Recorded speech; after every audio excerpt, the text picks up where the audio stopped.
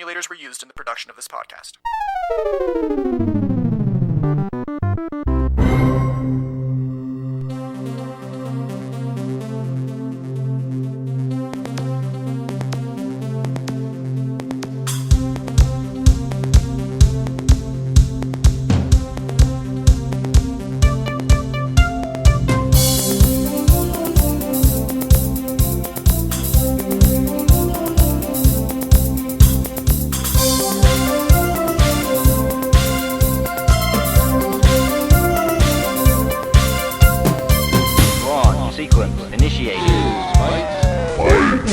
You want some more? Excellent. Ready, set, go!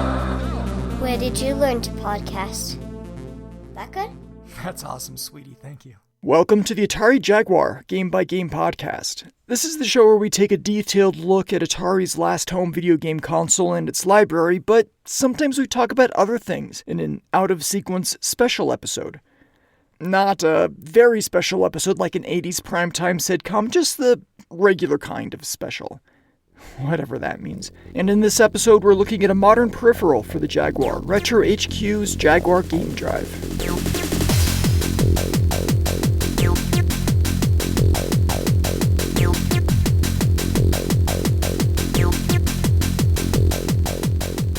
It makes no sound of its own, so I'm going to be inserting music and sounds from the games and demos that RetroHQ has available for download on the GameDrive product page.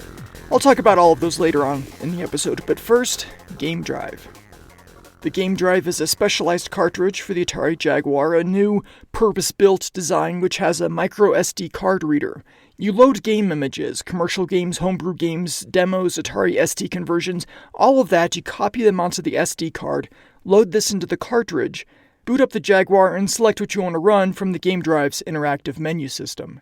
That's the gist, but if you've looked at the runtime for this episode, you can see that I've got way more I can talk about, and we'll start with RetroHQ. What is this RetroHQ thing, anyway? I'll answer that question with a quick story, a story about a man named James Bolton. Mr. Bolton grew up Atari. Sure, he started out with a Sinclair ZX Spectrum and CPC 6128, but when he really got started programming, it was on an Atari ST. He upgraded from there to the STE, ST Enhanced, the one with a Blitter chip and what would eventually be Jaguar-compatible controller ports.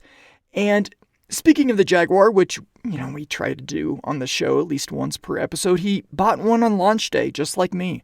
Only Mr. Bolton lives in the UK and I live in the States, so launch day for me was a few days earlier. Neener. After Atari, though, it was clear that the PC was taking over, so that's where he focused his efforts, becoming a games programmer for a company that I won't mention here. Because I don't know what it is. I didn't ask. It's not relevant. What is relevant is that Mr. Bolton was always interested in electronics and worked on a few small projects for 8-bit computers, purely out of intellectual curiosity, but a few of these projects he ended up selling to other enthusiasts. This potential for outside interest in his retro electronics design work led him to create an SD cartridge adapter for the Atari Lynx in 2016. Well, it was released in 2016, but development started 2 years prior, which I guess you could call 2014. This device was initially known as the Lynx Multicart, but later became known as the Lynx SD. What this thing does is it lets you load up a microSD card with ROM images, basically the contents of a game cartridge dumped to a computer file. You boot up a Lynx with a Lynx SD adapter installed, and it'll present you with a menu, a list of files on the microSD card, and when you select that file, that ROM image, the game, it'll load it into the Lynx, and you can play the game on real hardware just as if you'd inserted an actual game card. It's a convenient way to carry your entire Lynx collection on one card that you never really have to remove. It gives you a way to load up demos and homebrew games that have been released for free on the internet, and if you're developing a Lynx game, it lets you test out your code on actual hardware. The possibilities are endless. As long as it, involves some sort of software running on an Atari Lynx. Mr. Bolton established a company called RetroHQ to facilitate his Lynx SD and subsequent creations. He designed and built a similar SD card adapter for the Neo Geo Pocket in 2017, and then set to work on a comparable solution for the Atari Jaguar. So here we are.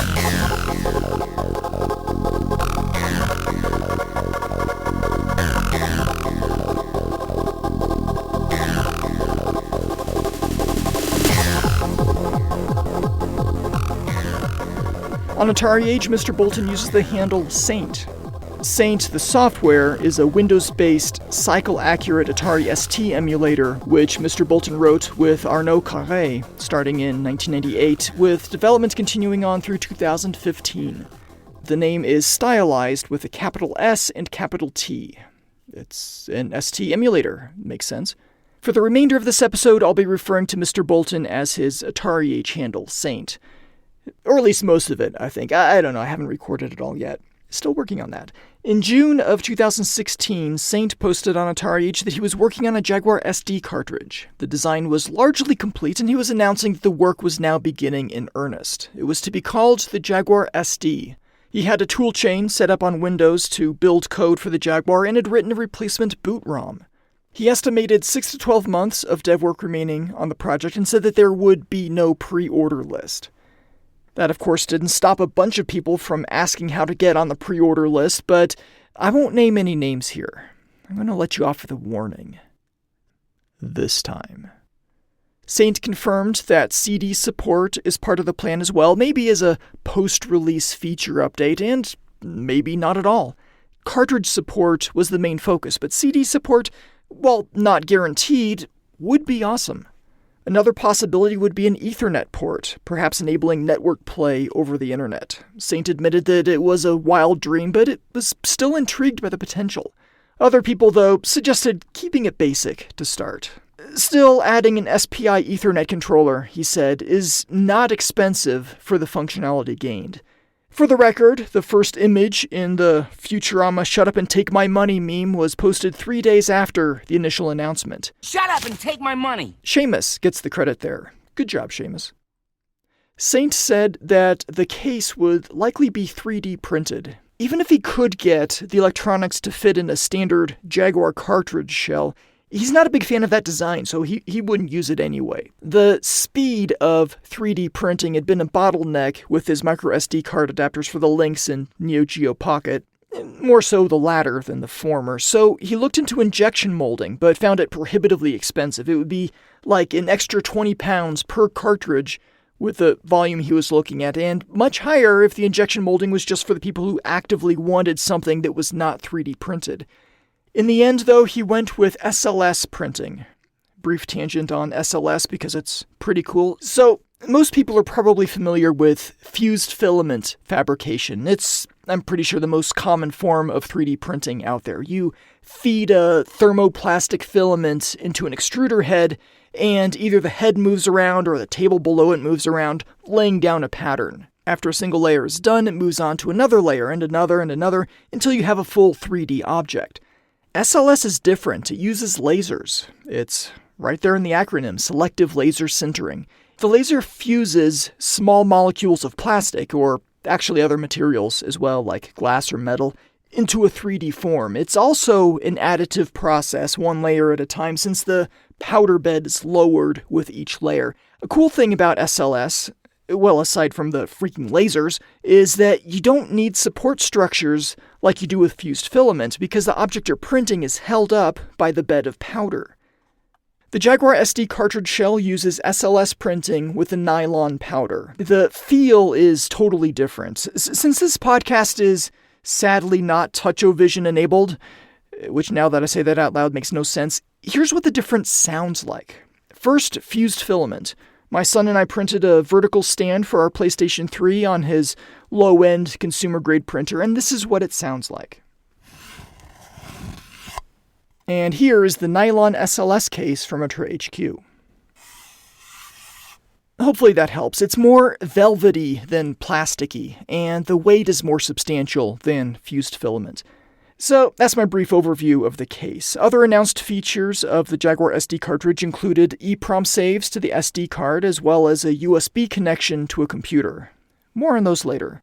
PCB layout, the design of the printed circuit board, that began around December of 2016. The cartridge features 16 megabytes of RAM, which is used to hold the data from the ROM image. The ROM gets loaded from the SD card to RAM, and then the Jaguar sucks it down from there. This is not flash memory, the kind that wears out after 100,000 writes or so. Now, RetroHQ's Neo Geo Pocket SD card device does use flash memory for this purpose, to store the ROM image for loading, but this is due to a limitation of the console itself, and not something that applies to the Jaguar. The Jaguar SD uses actual RAM, which is also much faster for writes than flash memory is. I bring this up because there was some concern and consternation regarding this in the Jaguar SD development thread, but worry not, you won't be wearing out the chips on your Jaguar SD. The PCB is also full of level shifters. The Jaguar uses a 5-volt bus, whereas internally the SD cartridge uses 3.3 volts for the RAM and SPI, which is the SD card interface, as well as the CPLD. Okay, so what the heck is a CPLD? It's basically a custom logic chip that can be reprogrammed, so it has logic gates that can be configured to perform any operation.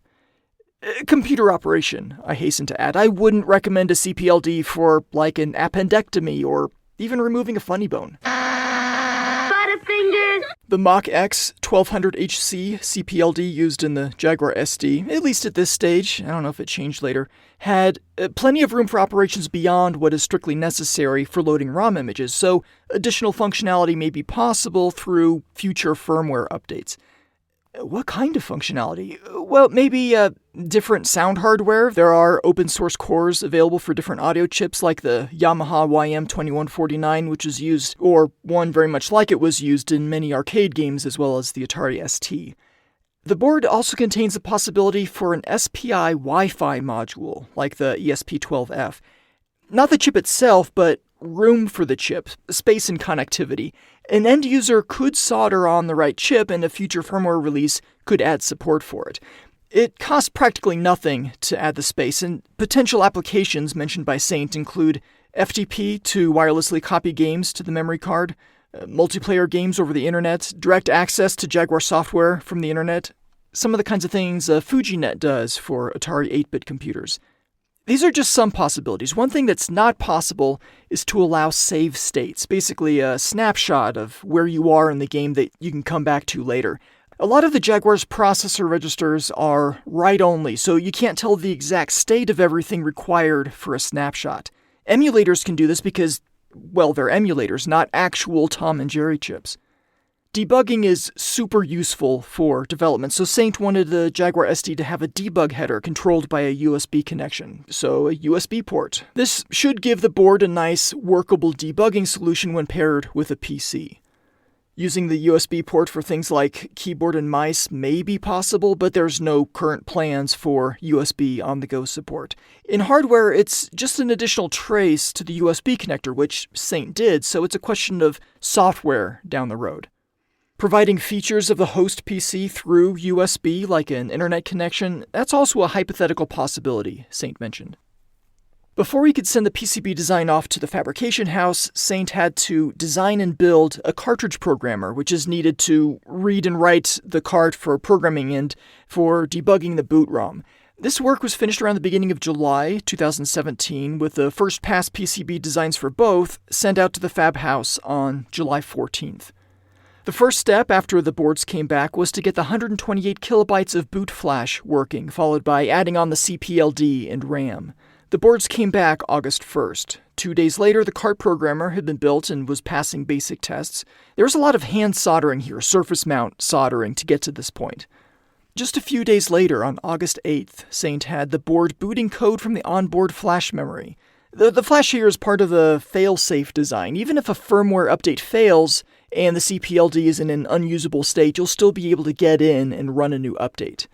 A second revision of the PCB design was sent off for fabrication on August 22nd of 2017, arriving about a week and a half later, at which point Saint got to work on the SD-RAM controller. Getting this part working was, of course, crucial to getting ROM images loaded, with the next step being implementation of the microcontroller and getting communications to the Jaguar. After a couple days of non-stop work, the first game up and running through the Jaguar SD was... I don't know. It was a video that has since been taken down, but I can say that this was presented on September 12th of 2017, and that it was actually a direct load from the SD card rather than going through the RAM. The timing was tight and the code was far from optimized, but this 2 megabyte game, whatever it was, loaded up in about 14 seconds. By September 27th, the basics were pretty much functional. Saint wrote all the code from scratch, mostly in C, based on examples. At this point, the cartridge programmer is no longer necessary, as everything could be done from the Jaguar SD itself. The next step was implementing EEPROM support, which is how the Jaguar saves game data and high scores and stuff to the microSD card. Unfortunately, at this point, Saint hit a dead end and had to send out a revision of the printed circuit board, the third revision by my count, on October 3rd. These boards came in on Halloween, October 31st, and Saint had to design an EEPROM to SPI bridge in the CPLD. So, take the data the Jaguar is trying to save to a cartridge EEPROM, which doesn't technically exist here, convert it to a series of bytes, and transfer those bytes over SPI to the microcontroller on the Jaguar SD. The microcontroller basically acts as the EEPROM, and there's, as Saint put it, a bit of magic in between. EEPROM support was mostly working a little over a month later, on December 9th, following the resolution of several tricky stability issues, as in changing completely unrelated logic would cause the Jaguar red screen of death. Subtle timing issues, as I understand it. Another revision of the printed circuit board was ordered early February 2018 and received early March. This is around the time when Saint started frequent updates on Twitter, which was the place to be for the very latest information and pictures and video. By the end of April, after a whole lot of troubleshooting and head-banging frustration, CD support was abandoned for the time being. Remember, CD support was never a guarantee. Toward the end of May 2018, Saint added some USB communication and debugging functionality using a Windows-based command line utility. I'll talk more about this tool later because it would continue to evolve from this point. In August of 2018, Saint said that loading cartridge ROMs was pretty much done, CD support was partially working but put on the back burner, and the priority at this point and on through September was finishing up the firmware updating mechanism and the menu. On November 27th, 2018, Saint estimated that the Jaguar SD would be coming in the first quarter of 2019. It's not feature creep causing delays, but other commitments and nagging health issues. He's got a quote here on the Atari H forum that I like very much, so I'll read it verbatim. Coding on the Jaguar is a mysterious thing. It's not like normal coding, but more like coding blindfolded while somebody beats you over the head with a rubber chicken.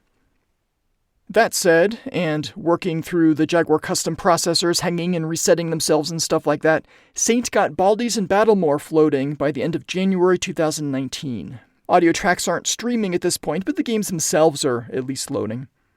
It was around this point that Saint was working on setting up a unified storefront and ordered the first 10 samples of the potentially completed cartridges from the fabrication house.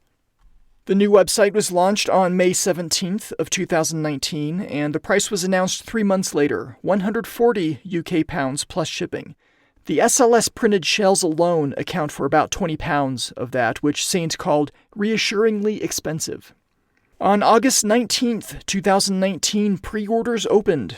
It was quite a flood. Atari Age user Thanatos got spot number 187 within a mere 30 minutes of the announcement going out. Pre-orders came in so quickly that RetroHQ's email provider started rate-throttling the connections. By the end of day one, pre-orders numbered over 500. Since there was a limit of 1 cartridge per person, that's over 500 people, not just 500 cartridges.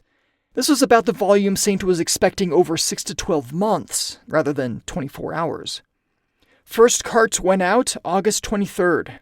Out of an abundance of caution, Saint wanted to get some all-clears back from the new Jaguar SD users before ordering the next batch, and about 2 weeks later, he did exactly that. However, no more Jaguar SD carts would be shipped. Ever. If I had commercials in this podcast, that would have been a good dramatic time to put one in. On September 30th, Saint announced a rebranding.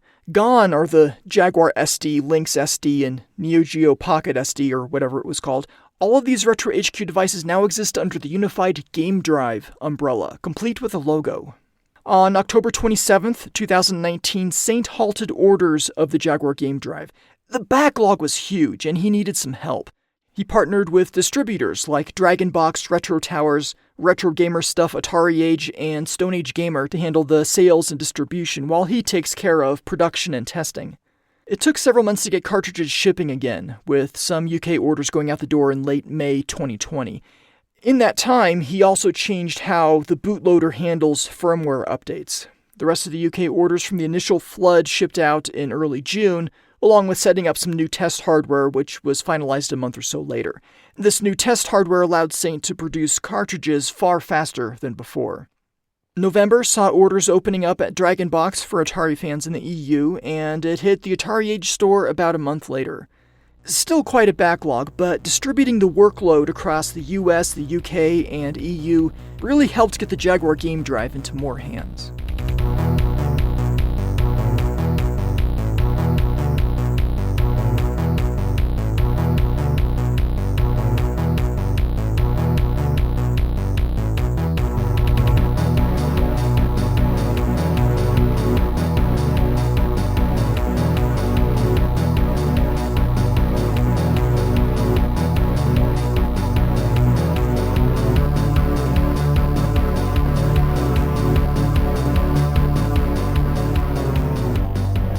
Saint had always said that he would support his cartridge after the initial sale, and that came true in a big way on April 13th of 2021 when a firmware update added support for playing Jaguar CD games. Along with the new firmware was a tool for converting CD images in CCD, CDI, and bin-Q format into the JCD files required by the Jaguar GameDrive. For this release, there's no Jaguar CD BIOS and no virtual light machine. The source code for the Jaguar CD BIOS is available on the Atari HQ CD archive, and Saint was able to compile it. But for this initial CD support release, it uses a small stub loader, which simulates the things the CD BIOS does to boot a game. As such, when you load up a Jaguar CD game on the GameDrive, you don't get the VLM-based splash screen, but rather the old jingle and cube boot animation. There's no delay, though, between the roar and the jingle.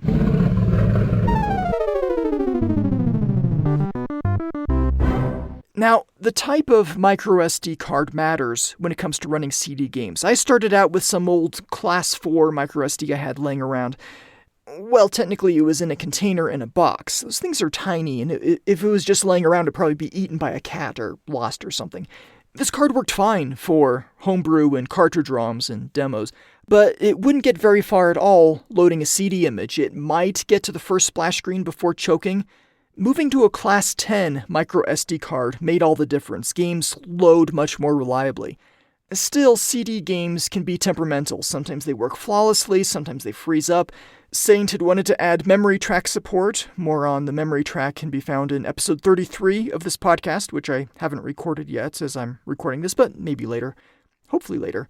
But currently no memory track support, so you can't save CD game data or progress. And there's no virtual light machine, which, along with memory track, is something Saint said he hoped to implement at some point.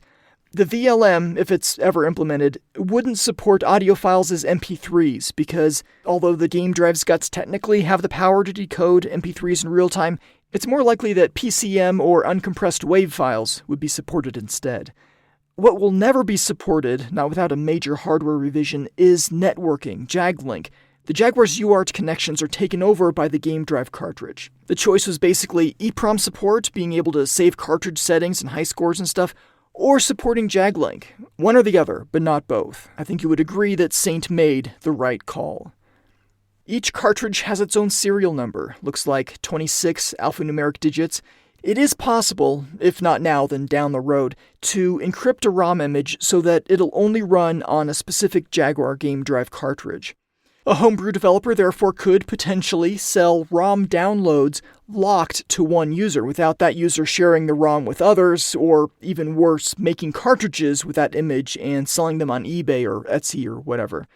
I love the idea of ROM downloads from a homebrewer's storefront. The ROMs could even be encrypted on the fly during purchase automatically. Right now, the only way I know to find the Jaguar GameDrive serial number is to plug it into the USB port on a Linux machine and look at dmessage. I'm sure there are other ways too, I just haven't really investigated. You may remember a little while ago I said that the GameDrive features 16 megabytes of RAM, but the Jaguar itself can only directly reference 6 megabytes of ROM. Is that a waste of money? Well, Saint found that it's very difficult to get SD RAM that offers less than 16 megabytes, and the Jaguar could use a technique called bank switching to access larger ROMs. One of the free downloads, in fact, clocks in at 14 megabytes, but more on that later. You'll find many different types of Jaguar ROM images floating around the internet, and the GameDrive supports files commonly found with the extensions JAG, J-A-G, J64, ROM, COFF, bin, and ABS. A bit more on the COFF files. These need to have the extension COF. Sometimes I'll see files ending in COFF, but these would need to be renamed to the 3-letter COF before they show up in the menu.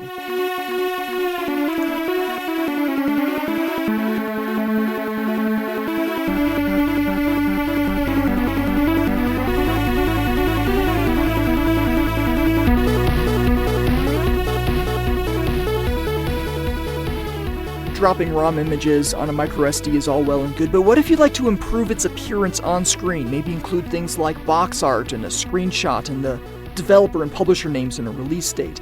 All of that metadata can be bundled together in something called a marquee file. If the marquee file name matches the ROM images file name, except ending in MRQ instead of whatever the ROM images file extension is, then the GameDrive menu will use that information from the marquee file instead of just the file name.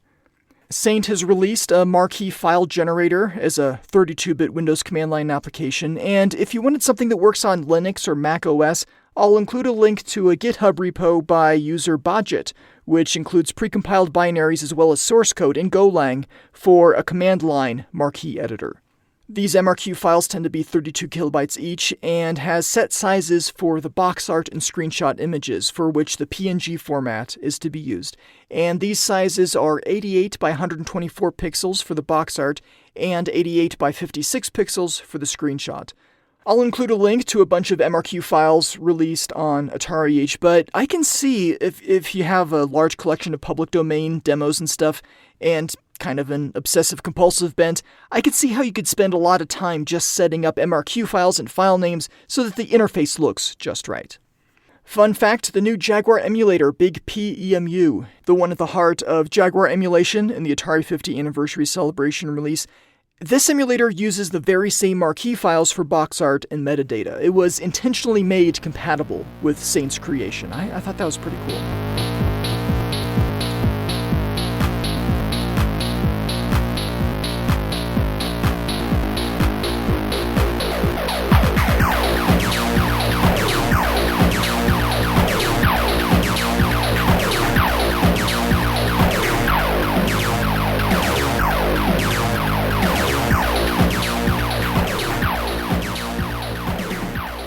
When you boot up your Jaguar with the GameDrive properly inserted, you'll see the black and white RetroHQ logo. On a cold boot, the text "Press Option for Firmware Update" will slide up from the bottom of the screen and then slide back down whence it came, and the RetroHQ logo is replaced by the menu screen. I will talk more about the firmware update thing in a few minutes. The background is black and dark gray, showing the Jaguar logo at an angle over and over. A large white rectangle, it could be a square, I didn't actually measure it. This takes up the top left corner of the screen. Along the right edge of the screen, there's the box art image and gameplay screenshot pulled from the marquee file, if one is present. And at the bottom right corner of the screen are the 6 yellow circles from the Jaguar logo that contain the numbers 64, then a hyphen, then bit, B-I-T, 64-bit. To the left of this, along the bottom edge of the screen, are instructions on how to navigate the menu. The A button is labeled Navigate, and holding down the A button changes the instructions a bit so that up and down will page up and down, and left and right will move to the next and previous letters of the alphabet, respectively. So basically, if you have a lot of ROM images, the A button is how you will move through them more quickly. The B button is labeled Select, selecting a ROM or directory name. The C button is labeled Up-dir, and will take you to the parent directory. Up and down are labeled Move, changing which line of the menu is highlighted. And the 0 button, that's a 0, not an O, is labeled Version, and will pop up a little dialog showing your GameDrive's version information, including separate version numbers for the firmware, ASIC, menu, and stub. The B button at this point is now labeled OK, and it'll take you out of there. The menu does not, as of this recording, support a rotary controller for navigation. However, both controller ports 1 and 2 can be used to work the GameDrive menu. I didn't test a TeamTap. One last thing on navigation, if you have a very long file name selected, left and right on the directional pad will let you expose parts of the file name that don't fit in that big white rectangle. Or square. Above the navigation hints is where you'll find the marquee file metadata, if a marquee file is present for that ROM, including developer, publisher, and year. The big white rectangle dominating the screen shows black text in 2 columns. In the skinny left column is the ROM size in megabytes. I see 1M, 2M, and 4M for 1 meg, 2 meg, and 4 meg images. If the image is less than 1 megabyte, it'll still show as 1 megabyte. For example, StarCat Developments put out a little demo showing Jaguar logos, scaling in a color cycling plasma effect, and this file weighs in at 55 kilobytes, but shows up as 1 megabyte in the GameDrive menu. That's no big deal. Directory names are listed as dir, dir, and CD images are listed as CDR in this column. The rest is the file name. If it's a directory, it'll be enclosed in square brackets. If it has a matching MRQ file, you'll see the name as recorded in that marquee file. If not, you'll see the file extension, JAG, J64, bin, and so on. And speaking of .bin files, selecting one of these may pop up a blue dialog saying unknown file format, with the options to run at address 004000 or headerless ROM. The .bin files I have, at least, running at the address seems to work. You may, depending on the number of files in a given directory, get a little pop-up dialog that says reading directory. For CD images, you'll see a little dialog that says checking integrity. I think that's about it for the interface. Oh, one last thing. Are you ready for this, Wade? Selected items in the menu use inverse text.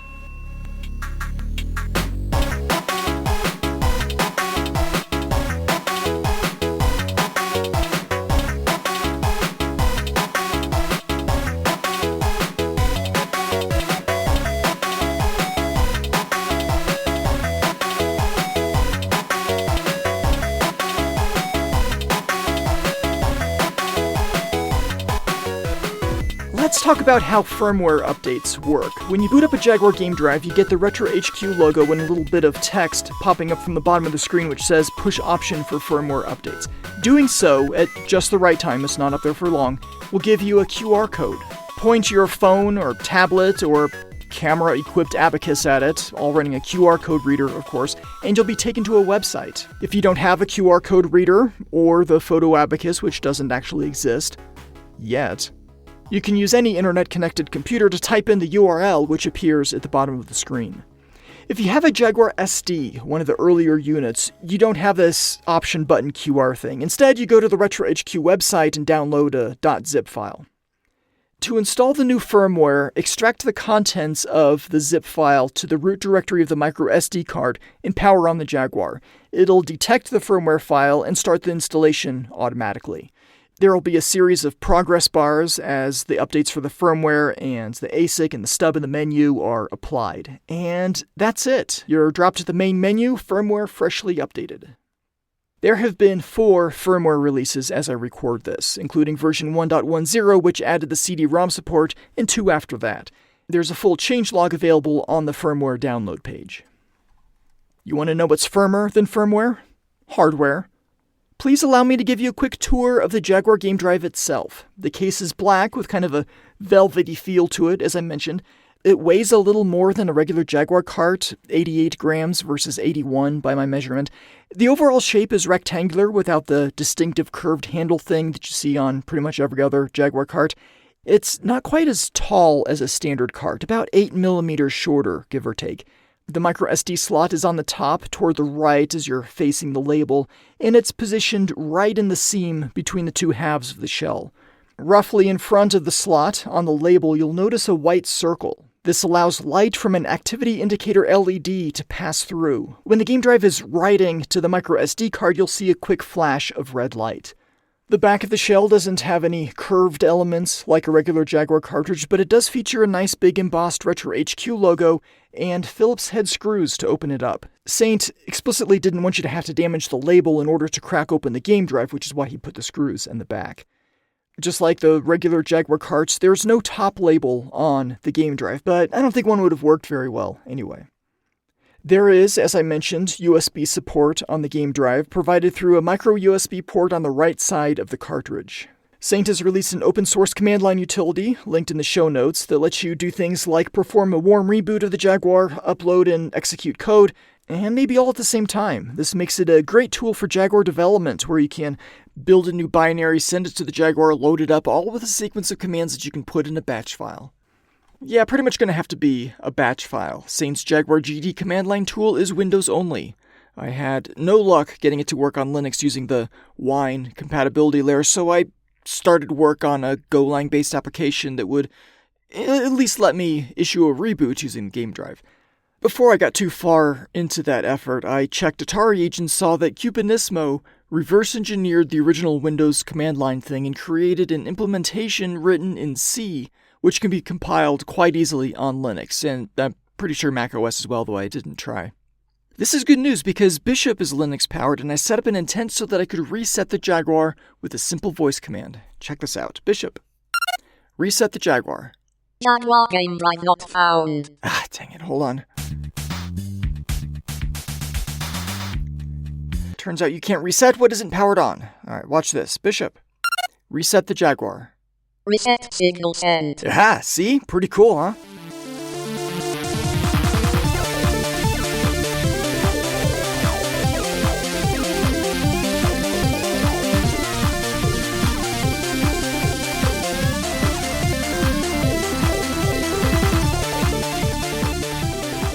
Depending where and when you bought RetroHQ's microSD cartridge interface, you'll have one of at least 3 different artwork styles on the label and manual. The first is the Jaguar SD, before the GameDrive branding.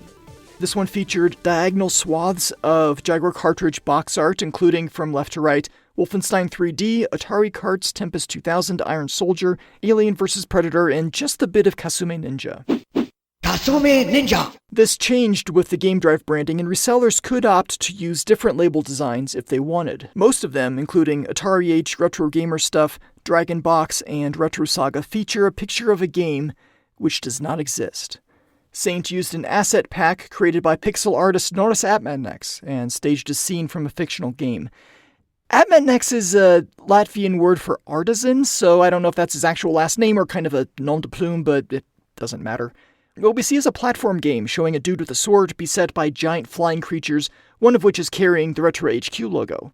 Stone Age Gamer went a different route, with a black label featuring an extruded Jaguar logo with GameDrive below that in a similar font. With the deluxe edition, they include what looks like a plastic clamshell box with a slipcover showing the same design. The white circle where the LED shines through is much more noticeable on the Stone Age Gamer design. I ordered from Atari Age and got a box, a full-size color manual, Atari Age logo sticker, and a postcard from Rocketeer Rebooted, Sky Valley. More on Rocketeer coming up shortly. RetroHQ makes available on their website's Jaguar GameDrive product listing page some downloads for you to enjoy in full legality on your GameDrive. Most of these are games developed by Reboot and are bundled together in a single zip file called rebootgamepack.zip. I'll go over each of these, briefly describing their history and gameplay. It's not full-on heavy detail since that would take too long, but still more than a quick summary. And I'll do these in alphabetical order, because that's how I roll.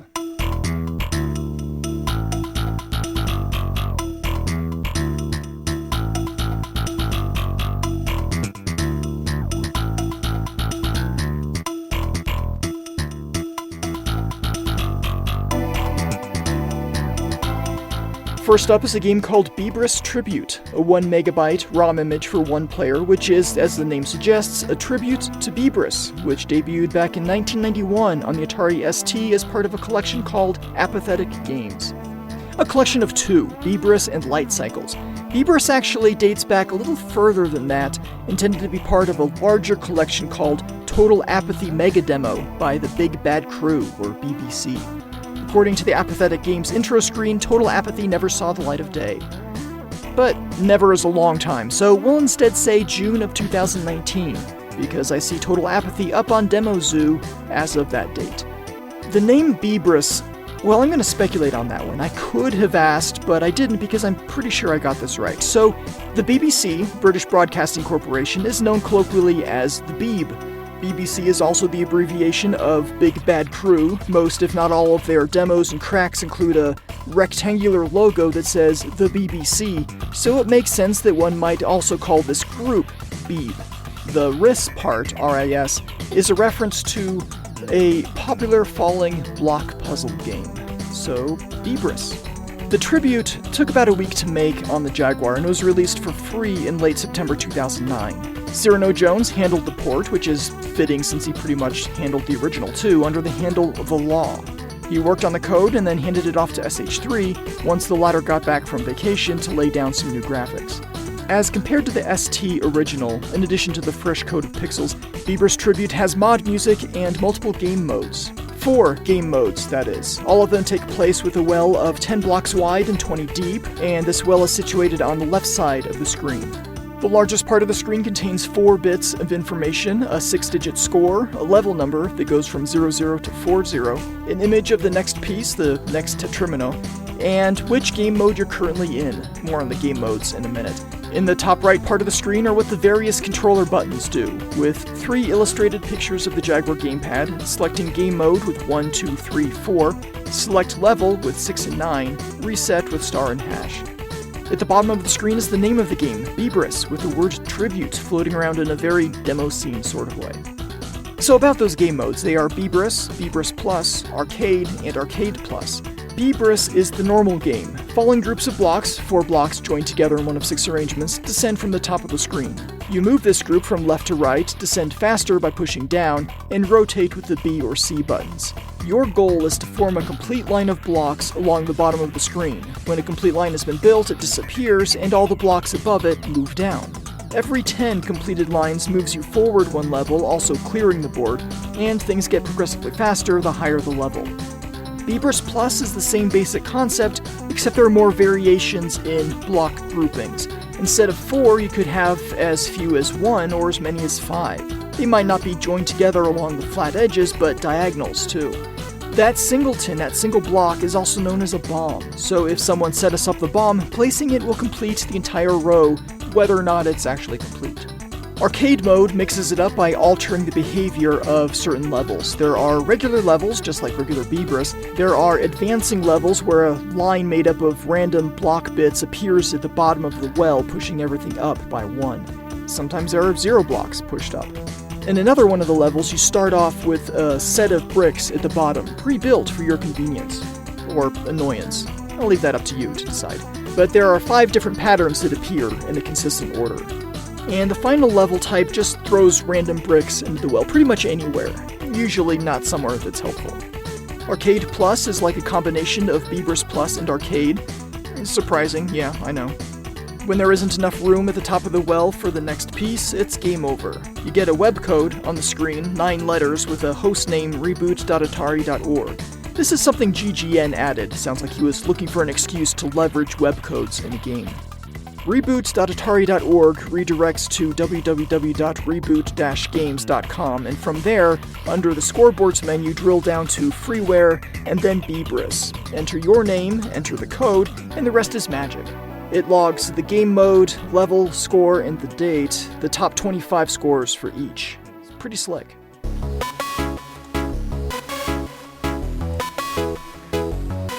The next game is called Degz, spelled D-E-G-Z. This is a 2 megabyte ROM file that serves as an example game demonstrating the Raptor engine, which I talked about in the homebrew episode H01 for Rebooteroids. Degz is a side-scrolling shooter very similar to the arcade game Scramble. But it wasn't inspired by the arcade game, no, it was inspired by an Atari 7800 homebrew port of the Scramble arcade game. Bob DeCrescenzo, the man, the legend, was working on a port of Scramble for the 7800 and shared advice and game assets with the reboot team, stuff like the map data and how it was encoded. Degz was released around the end of June 2012. I don't have a story on the name of the game. Could it be an abbreviated form of DeCrescenzo? His name doesn't have any G's, of course, but the sound is kind of there. Kind of. This is another one I could have asked about, but didn't. So anyway, in this game, you're in a spinning rocket ship flying over and later through a scrolling landscape, using your forward blaster to shoot stuff in front of you and your bombs against ground targets. You can only have 2 bombs on the screen at once, but like 4 of your forward shots simultaneously.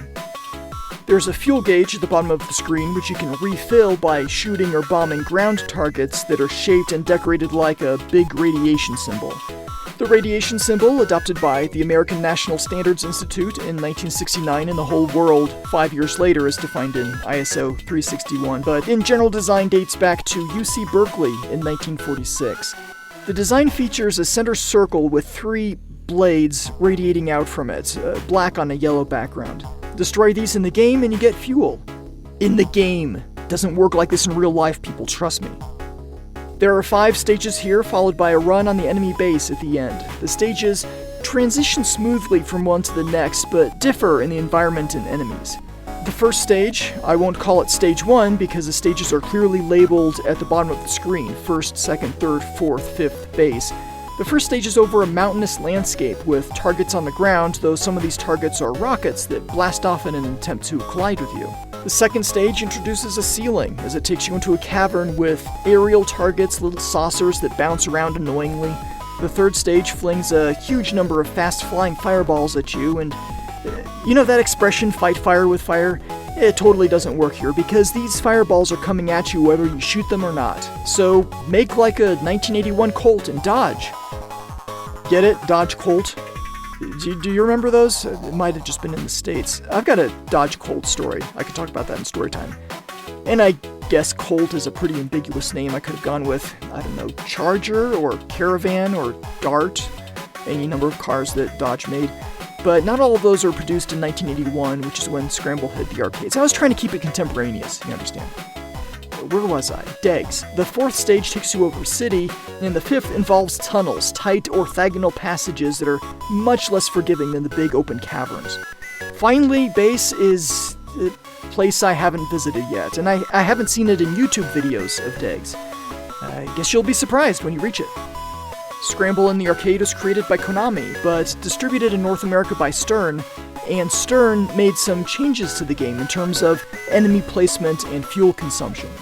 Website The Cutting Room Floor has a good rundown of these differences, so I've dropped a link to that page in the show notes. Degs gives you the ability to play in either the original or the North American map. The map names, as shown in the game, are Imanok and Enrets, Konami and Stern spelled backwards. They differ in another way too. The Enrets map records high scores, and the Imanok map lets you choose the starting difficulty from 1 to 9. It is said to be easier than the arcade original because of the collision detection. Degs determines collisions not based on the whole sprite, but by a pixel in the center of your ship as well as the enemies. This would naturally affect terrain collisions as well. And I've got to agree, it is easier than Scramble in the arcade. In terms of graphics, the sprites have a computer-rendered look, and there are some nifty particle effects like rocket plumes and the explosions, which are nice indeed. And speaking of nice indeed, the mod music from longtime Reboot collaborator 505 Checkpoint will make you feel right at home if you've played Rebooteroids for hours and hours like somebody here who will remain nameless. There's an Easter egg here that I'd like to point out. As the game loads up, hold the A, B, and C buttons on your Atari Jaguar gamepad. When the music starts, let go of the buttons, and once you get into the game, you'll find that your ship is now a neon cat, shooting Hello Kitty faces and dropping heart-shaped bombs. The neon cat is, well, it's a cat with a Pop-Tart body that leaves a wavy rainbow in its wake. An artist in Texas created the basic design of this cat in 2011. A song called Nya Nya Nya Nya Nya Nya Nya was uploaded to a Japanese video sharing site in 2010, the original having a synthesized voice, but was covered in 2011, this time with a real human voice, and this cover was combined with a GIF animation of the Pop-Tart cat, and uploaded to YouTube under the name Nyan Cat. Nya is a Japanese onomatopoeia for the sound a cat makes, analogous to meow. And since this fateful pairing in April 2011 has become a bit of an internet meme. Oh, if you don't know what a Pop-Tart is, it's a rectangular pastry filled with some kind of sweet filling, fruit or chocolate or whatever, often with icing on top, and designed to fit in and be warmed by a regular old pop-up toaster, hence the name. It was created by the Kellogg's Company starting in or around 1964. Okay, got all that? Ready to move on? The next game will be your downfall. If you're a member of Reboot. Reboot made this game. It's their game, called Downfall, which is a 2 MB ROM for one player. It's a simple game where you control a guy with brown hair, a yellow shirt, blue pants, denim I'm guessing, and white shoes. This unfortunate soul is falling down a chasm, and what a chasm it is. The sheer walls on either side are made of gray stone with a bluish-gray cliff face off in the distance. There are 4 levels of parallax scrolling, which convey a nice sense of motion. Motion on either side of your yellow-shirted fall guy. In the foreground, making a 5th parallax layer, are horizontal girders of various lengths. They're just like floating there. Your goal is to guide Mr. Brownhair, just made up that name myself I did, down the chasm and land safely on the girders. Stay on a girder too long enough to scroll up to the top of the screen, and he'll die. Fall into empty non-girder space at the bottom of the screen, and he'll also die. You've got to stay in the happy medium between the top and bottom, falling from girder to girder, keeping up with them as they descend. Who knows, maybe there is a bottom and you'll reach it safely. But there isn't, and you won't. Game over, man, game over. Livening up this dreary descent are items, just waiting on the girders for you to pick them up. There are 8 varieties of fruit, including lemons, cherries, limes, oranges, strawberries, grapes, pears, I think, and some kind of purple thing that's not a grape. What is that? Each of these will net you 100 points and will play one of 5 samples, either fruity, or nom nom nom, or drop of fruity, or tasty, or yum yum yummy yum. But wait, there's more. Power-ups. There's a jetpack, helium balloons, and shoes. The jetpack is a limited use item that, well, lets you fly. You'll hear pure jet power, or I found a jetpack on pickup and go when they go when it's running out. The jetpack lets you fly by holding the B button, but be aware that you can very easily fly up too high, and if you brush against the top of the screen, it's game over, man. Ask me how I know. The helium balloons will slow your roll, or fall. They'll slow your fall. You'll hear Geronimo on pickup. Like the jetpack, this is a limited use item. When it's about to run out, you'll hear I'm falling and I can't get up. I think. Maybe I'm conflating things, but I also thought I heard Banco Wendigo when the balloons run out of helium.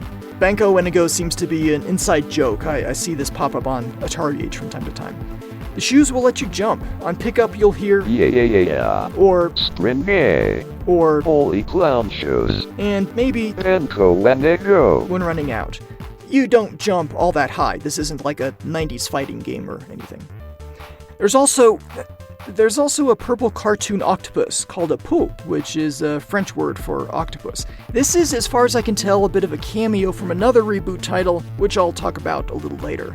Picking this up makes this sound. Salute Poulpes. Or this one. I'm in the wrong game. I think. What this does, I don't know, perhaps nothing. It seems to me like a different fruit type object which imbues you with points, but nothing else. I don't know, haven't landed on this one.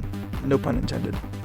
Some type of item will appear on the same level as every 8th platform encountered as your character descends, but not necessarily over a solid platform surface. Power-ups appear every 4th fruit you pick up, so if you want to employ power-ups, you gotta fetch the fruit. The point values increase with each level, but more on that in a bit. I wanted to be able to get a feel for these various power-ups so that I could describe them accurately, but I didn't necessarily want to, get good at the game, good enough at least to try out all of them repeatedly. So what's a lazy podcaster to do? Reboot made the source code for Downfall freely available, so I downloaded it and made some small tweaks. You might say cheats, but I say tweaks. I tweaked the code, increasing the fruit frequency, and then ran the assembler and linker. Somewhere at some point I found Linux binaries for SubQ mods, Jaguar macro assembler, and linker, so that's what I used and they worked fine. Running the resulting binary in the virtual Jaguar emulator doesn't work at all. Raw binaries like this aren't supported. Fortunately, the handy-dandy Jaguar GameDrive loads it up no problem. Just run it at 4000, or that's hexadecimal, isn't it? So it should be 4000. To get binaries like this to work on Virtual Jaguar, by the way, you can use Jiffy, the Jaguar File Format Interchanger, which is freely available for Windows. It works seamlessly under Wine on Linux in 32-bit mode. Maybe other assemblers and/or linkers output Virtual Jaguar compatible images without going through Jiffy. I don't know. Haven't really looked into that. I used Virtual Jaguar to quickly test out the binaries I was building, but not for the actual research or production purposes, because I want to avoid the use of emulators in the production of this podcast. What was I talking about? Oh yeah, downfall. So every once in a while falling, you'll hear a random phrase. Here's a bunch of them. Run, run, fall, fall. If I leave the oven on, I'd love a cup of tea. Ooh, I'm dropping backward. How much further? Gravity is getting me down. You don't need a PhD to play this game. Did he say GPU in main? Okay, that one may take some explanation, and I'm not sure I totally grasp it myself. The Jaguar architecture includes two types of memory. There's dynamic RAM and scratchpad RAM. There's significantly more dynamic RAM, 2 megabytes, but it's much slower to access. The GPU on the Tom chip has 4 kilobytes of scratch RAM, and the DSP on the Jerry has 8 kilobytes. So the dynamic RAM is the main memory in the system, and the SRAM, the scratchpad RAM, is local to the particular processor. Most of the GPU code is run from the local SRAM, but through a bit of trickery, one could run GPU code directly from main memory. It has been argued by some that running GPU code from main would make Jaguar games run faster. That might be oversimplifying, but GPU in main has become kind of a punchline that you'll see in several reboot titles, well, at least 2 of them, including the quote here. And Project 1, which I'll talk about in a bit, includes a splash screen showing looks like a pixel art Calvin and Hobbes, both looking sick with their tongues hanging out, Calvin face-palming and Hobbes holding his belly and thinking, did he say GPU in main?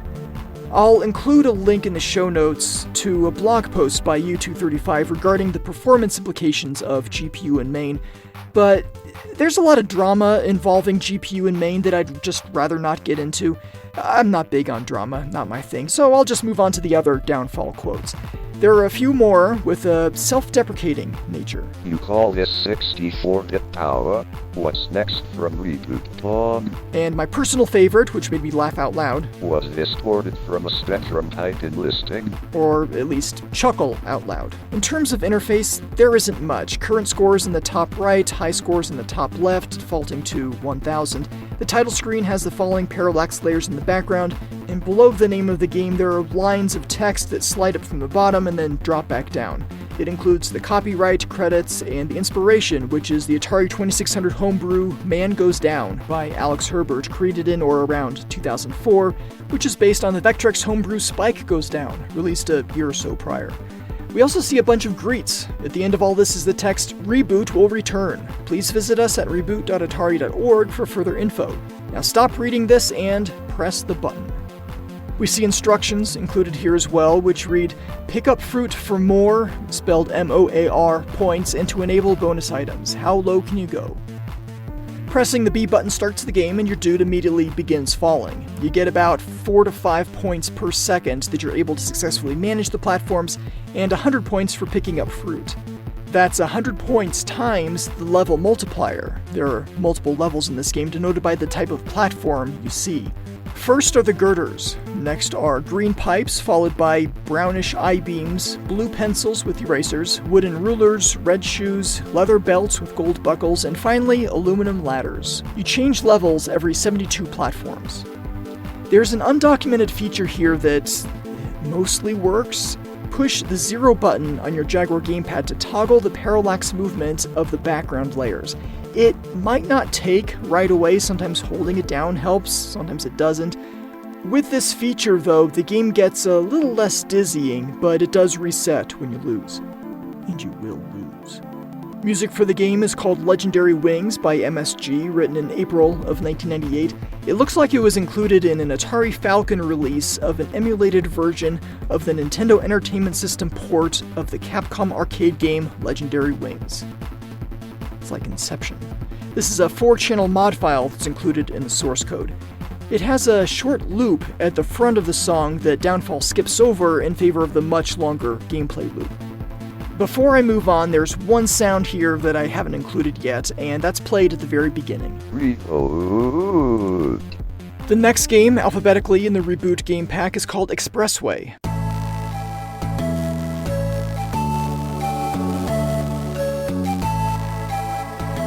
This is a 2 megabyte ROM for 1 to 4 simultaneous players, the more the merrier, released by Reboot at the 2013 European Atari Jaguar Festival. If you know the game Freeway by Activision for the Atari 2600, you have the gist of Expressway. You guide a character past 10 lanes of traffic. In Freeway, you guide a chicken and it's a 2-player game, but in Expressway, you guide a human and it's a 4-player game. That's right, bust out your team tap because... No, wait, it doesn't require a team tap. It uses 2 gamepads, 2 players per pad. On gamepad 1, player 1 uses up and down on the directional pad, while player 3 uses A and C. On gamepad 2, player 2 uses up and down on the directional pad, while player 4 uses A and C to move forward and backward, respectively. If you run into a vehicle, car or truck, or a mob or fetch, there's an obscure reference for you, or the vehicle runs into you, your character gets knocked back a lane. He does not get made into road pizza. What's the big idea? I could have made road pizza out of you, kid. Make it safely across, your character does a little dance, makes a little noise, and you get a point. The sound differs depending on the player number. From left to right, these sounds are and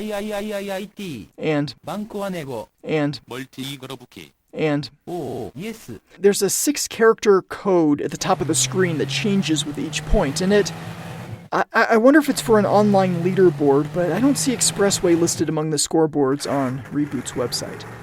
There's a little horizontal bar at the bottom of the screen that gradually shrinks. When it's gone, it's game over. When you start a new game, you can choose a road with the Jaguar numeric keypad. It defaults to 1, but you can enter 1 through 9, and what differs is the vehicle layout on that road. Road 1 is just cars, others add more cars and trucks and differing patterns and densities. Road 0 crashes the game, so don't do that. Music for the game, used on the title screen, was written by 505 Checkpoint. It's a song called Smile, which was written in April 1997, and that's about it for Expressway.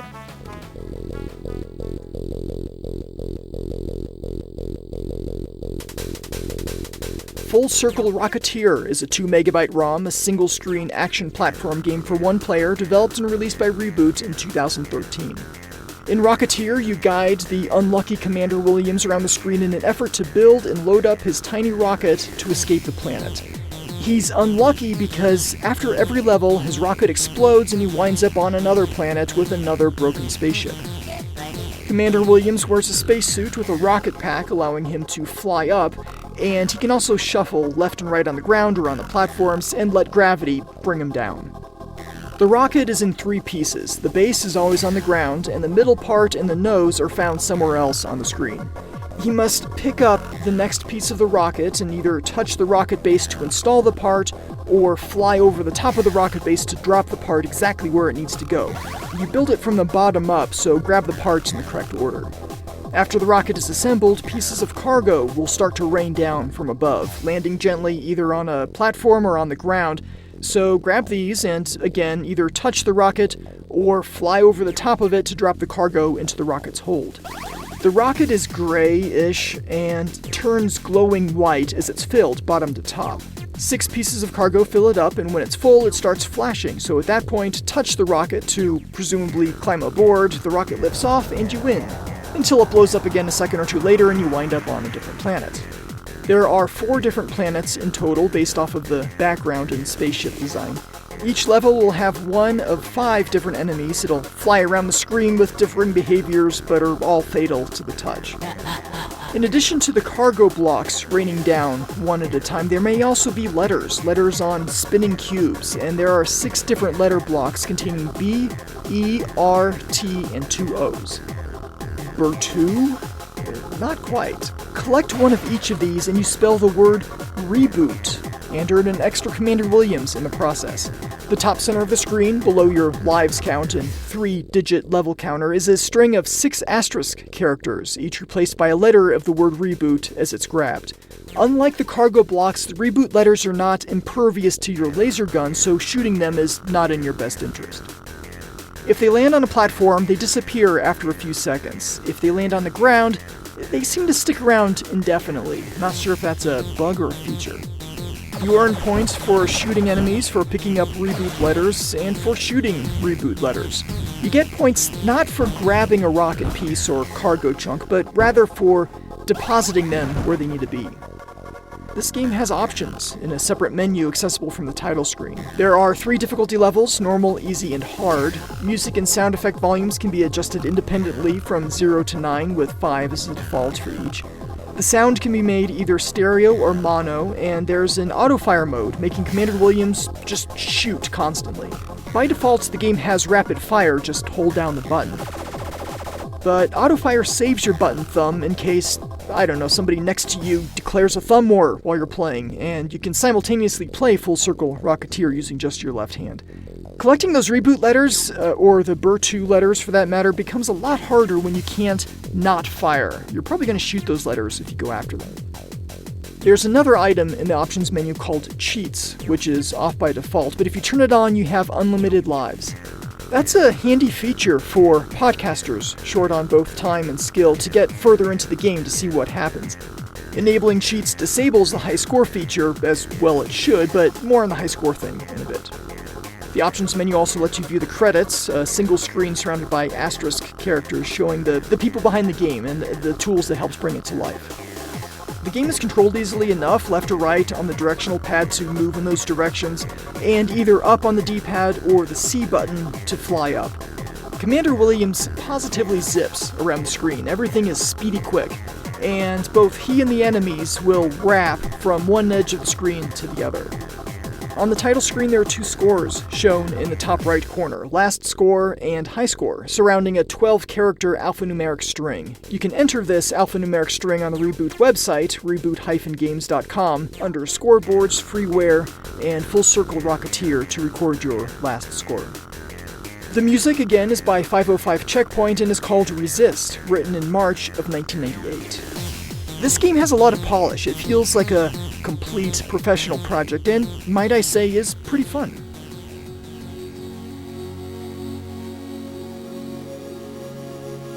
HMS Raptor is a 2 MB ROM image released by Reboot in 2012, a single-screen action game for 1 player. When I say 2 MB, that's how much space it takes up on disk, but much of that is padding added by Jiffy, the Jaguar file format interchanger. That's true for HMS Raptor, and I'm pretty sure everything else in the Reboot game pack. Much like Expressway, HMS Raptor takes its inspiration from one of Activision's classic Atari 2600 games, and in this case, it's Sequest.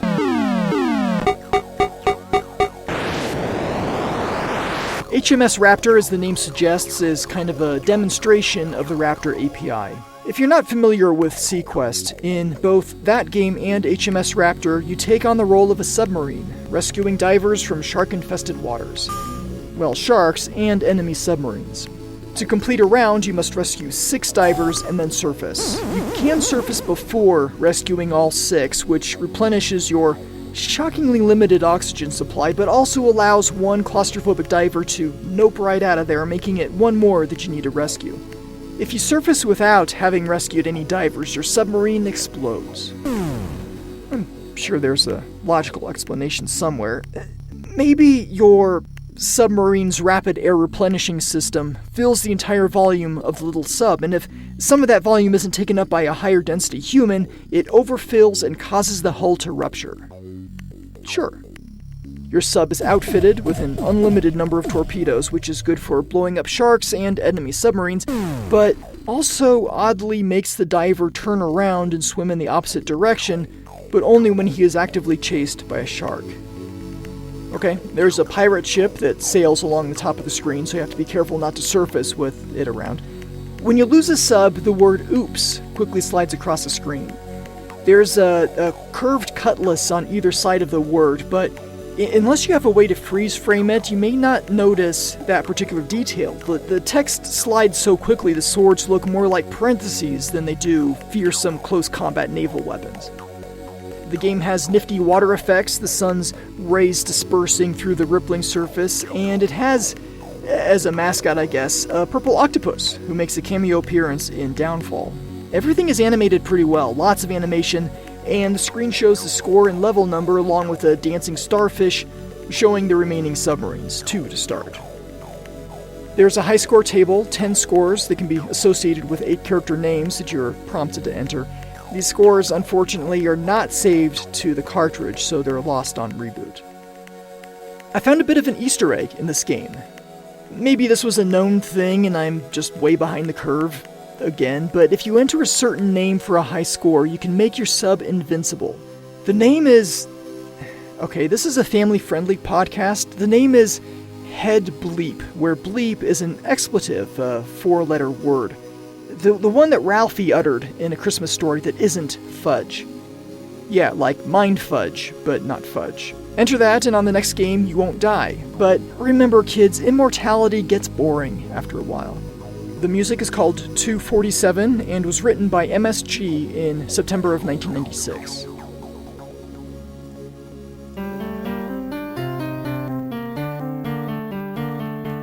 Kobayashi Maru Final is a 2MB ROM, an overhead 360-degree scrolling shooter for one player, developed and released by Reboot in 2012. It can be played either with a standard Jaguar gamepad or a rotary controller. The story is that you are piloting a prototype warp ship in the skies above worlds that are part of the United Nations Tetrad under President Su. All these worlds are under attack from drones operated by the Ebil Alliance, drones controlled by a mothership assigned to each planet. Being a prototype, the warp ship can only fly at full throttle, no slowing down, hovering, backing up, or any sort of moves that other prototype aircraft from other shooters can do. All you can do is spin and shoot, always on the move. Once you defeat enough drones, the mothership will come out to play, and destroying the mothership will not only give you 1,000 points, but will also charge your warp engines and let you engage the Alliance on another planet. There's more. Hostages will occasionally float down from the sky slowed by balloon-chutes. Yeah, balloon parachutes. They may look familiar if you played Downfall. Grab these hostages out of the air for bonus points. The more you grab without dying, the higher the bonus, which starts at 1,000 and increases up to 5,000. Be careful, though, not to shoot their balloon-chutes. That sounds like I'm mocking. I'm not mocking them. Balloon-chutes for the win. As you destroy drones, you gain points. 100 points each, and the debris is collected on the ground and then built into additional warp ships, first at 20,000 points, and then at 50,000 point intervals beyond that. Rotary mode is activated automatically if, on the title screen, you simply turn the rotary dial. You're able to adjust the trim with the A and C buttons. This is the ratio at which turning the knob rotates the warp ship on the screen. The default of 3 worked just fine for me. 0 was fine, but 8 was way too touchy. Beyond that, the B button shoots, and that's it for the controls.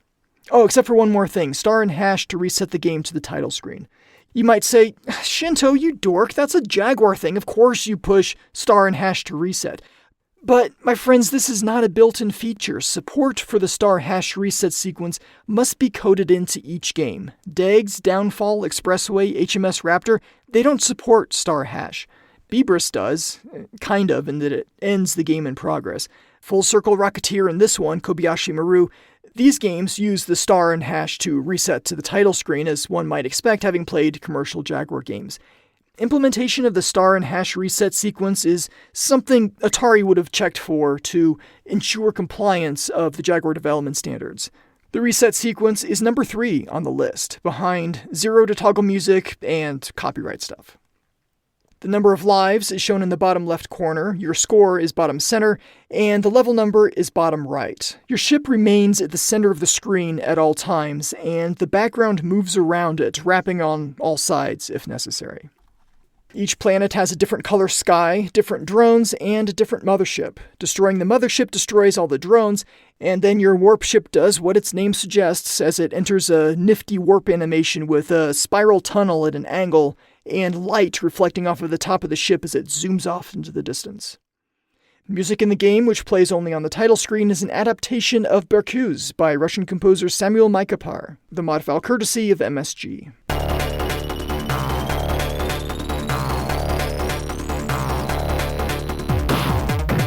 The next game on the list is also chronologically the first one. Released in 2009 by Reboot in an admittedly unfinished state, Project 1 is a 2MB ROM image, a vertically scrolling shooter for one player. Development began 3 months prior to release and didn't really start out as a shooter, but rather as the title screen for another game, but it kind of evolved out from there because there was no plan. features were bolted on, hacked in, really, and the codebase grew increasingly difficult to maintain. If nothing else, Project 1 was a good exercise in learning how not to make a game, and the Raptor library grew out of lessons learned here. Let's take a look at the game itself, such as it is. The first thing you may notice is, well, 8 consecutive vanity and title screens. They're reasonably quick, but my gosh, that's a lot. It's even more than Bieber's Tribute. And once you make it to the end, you have to wait for the actual title screen to unpack.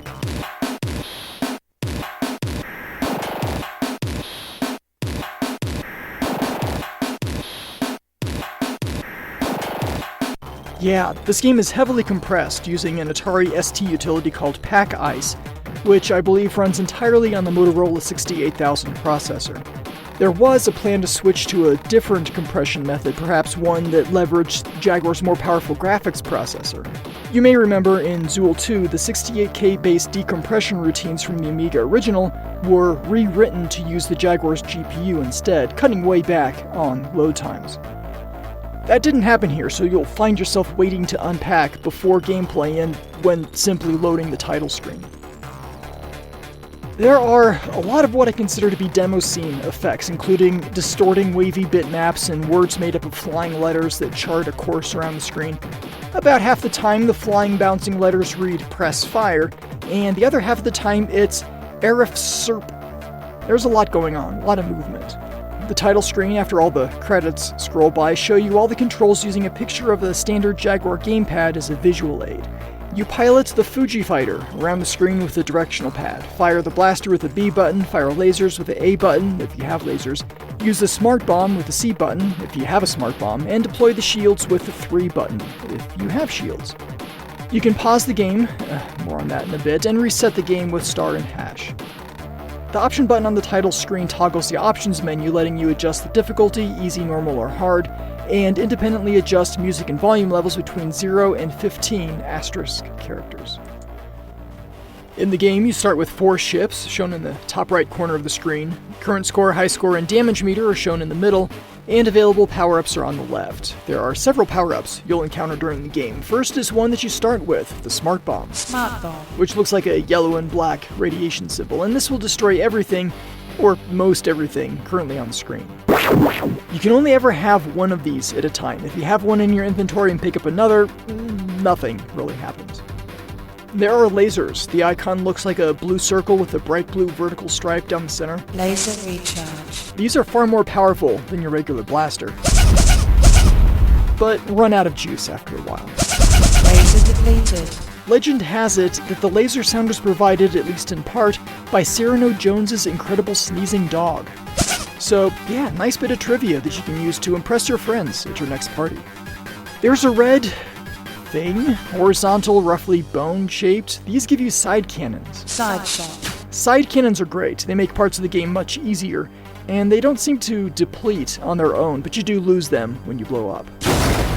The power-up for shields looks like a spinning ring, and picking this up Shield. Gives you temporary invulnerability. Shield activated. Emphasis on temporary. Shield deactivated. It's possible to upgrade your blaster through power-ups that look like pulsing golden circles. Blaster upgrade.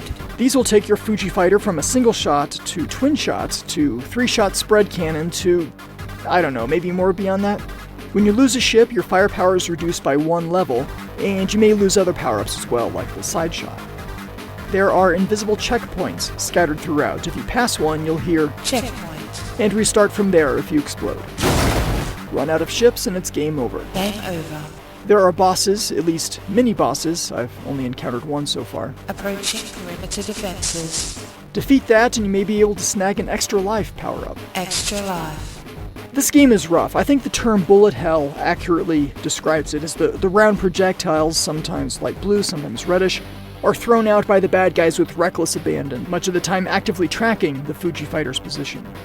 Your ship is able to repair itself if it can go a few seconds without getting pounded by projectiles. Good luck with that.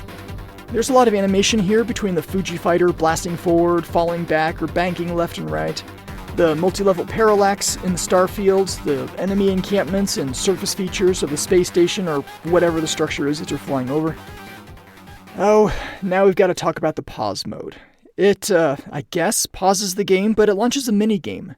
3 minigames, actually, that you play all at once, in squares that move around the screen. One of them is kind of a mini Space Invaders. One is a snake game, like the kind you would find on a vintage Nokia. And one is kind of a light cycle sort of game. This thing is called Bad Moody's, which it yells at you. There's scrolling text along the bottom that describes what's going on here and then goes completely off the rails. So as a public service, I will read the whole thing so that you don't have to. And there are a couple places where I'll insert some sound effects. Here we go. Hello and welcome to Bad Moody's, a mad, crazy pause mode where you explore the possibilities of merging 3 different games into one.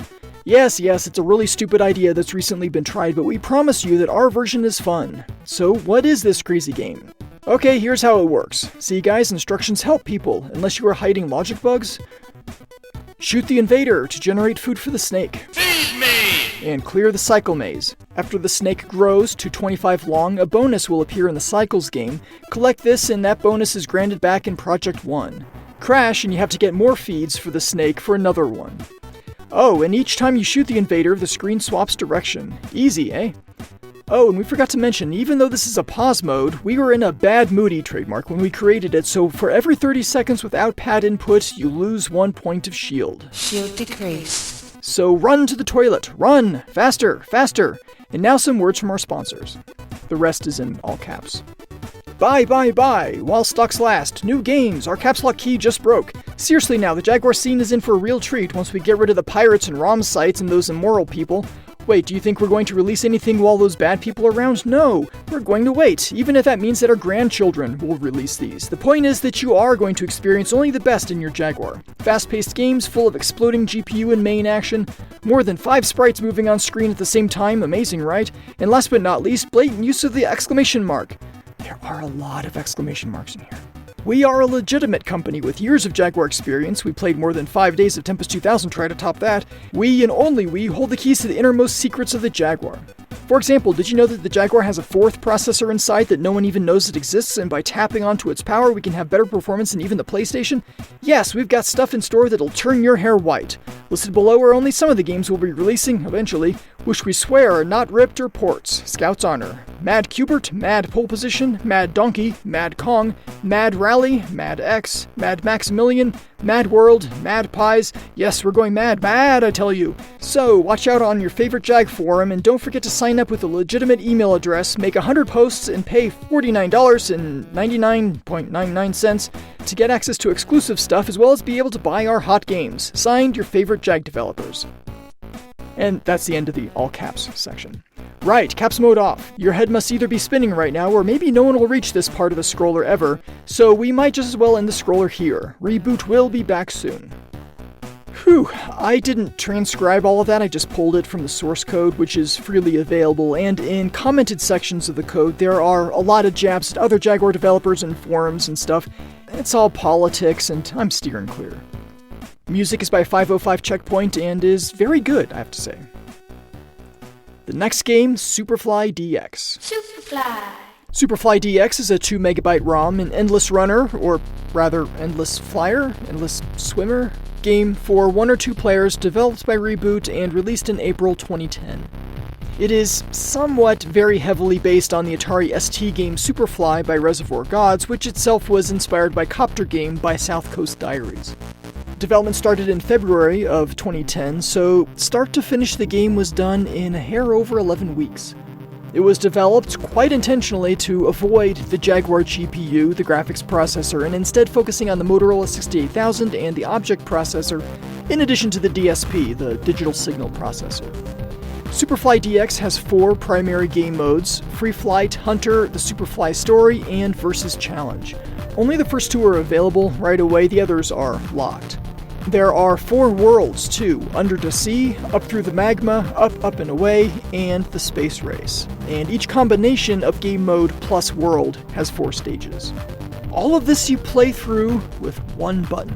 You'll use the directional pad and both the B and C buttons to navigate the menus, but in-game, it's the B button all the way. Hold it down to move up, let it go to let gravity do its thing.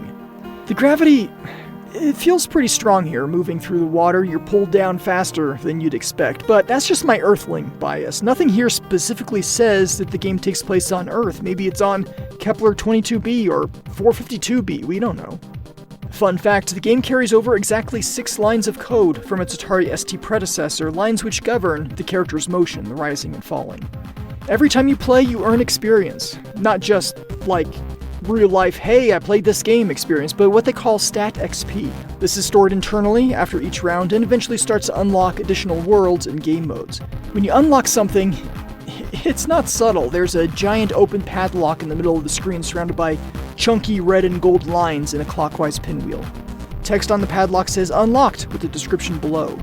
You unlock stuff specifically by completing all 4 worlds of Stage 1 in story mode, traveling a sufficient distance, 68,000 as it turns out, but it's hard to gauge what unit that is, getting a sufficient number of pickups, little items that you encounter through certain game modes like Hunter and Story.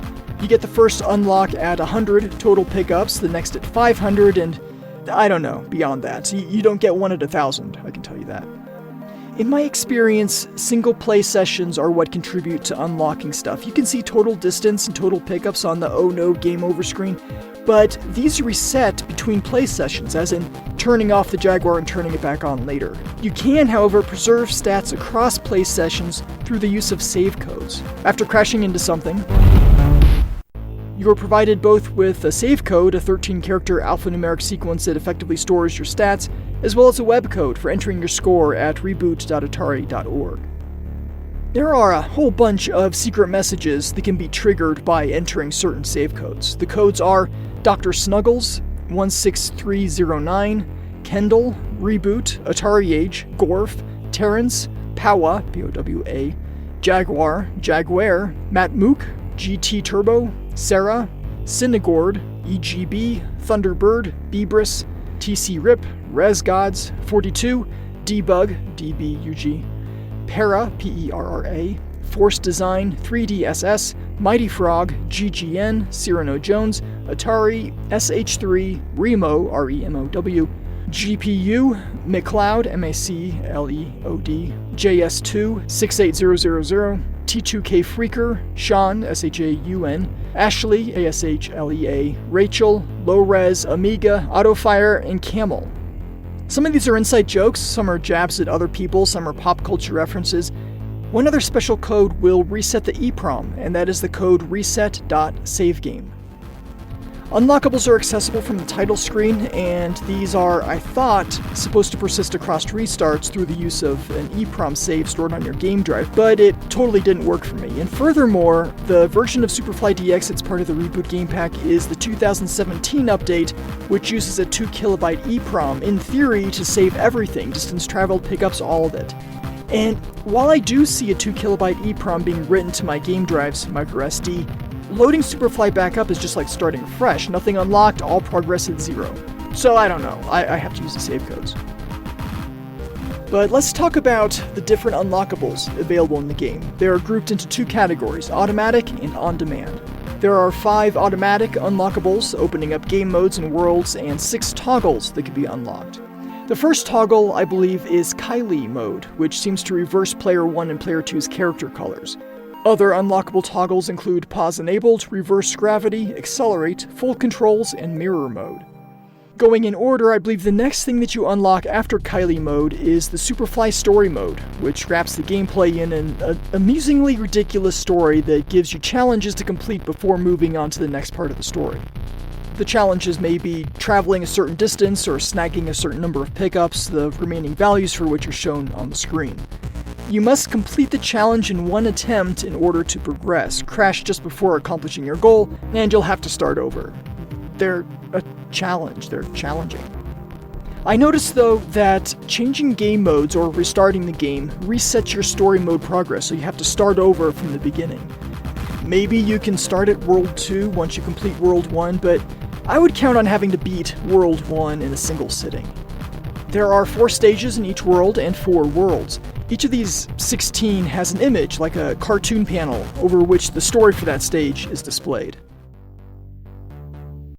Let's talk about some of the graphics and sounds in the game. There are not 1, not 2, but 11 different parallax layers going on, with the back one animated.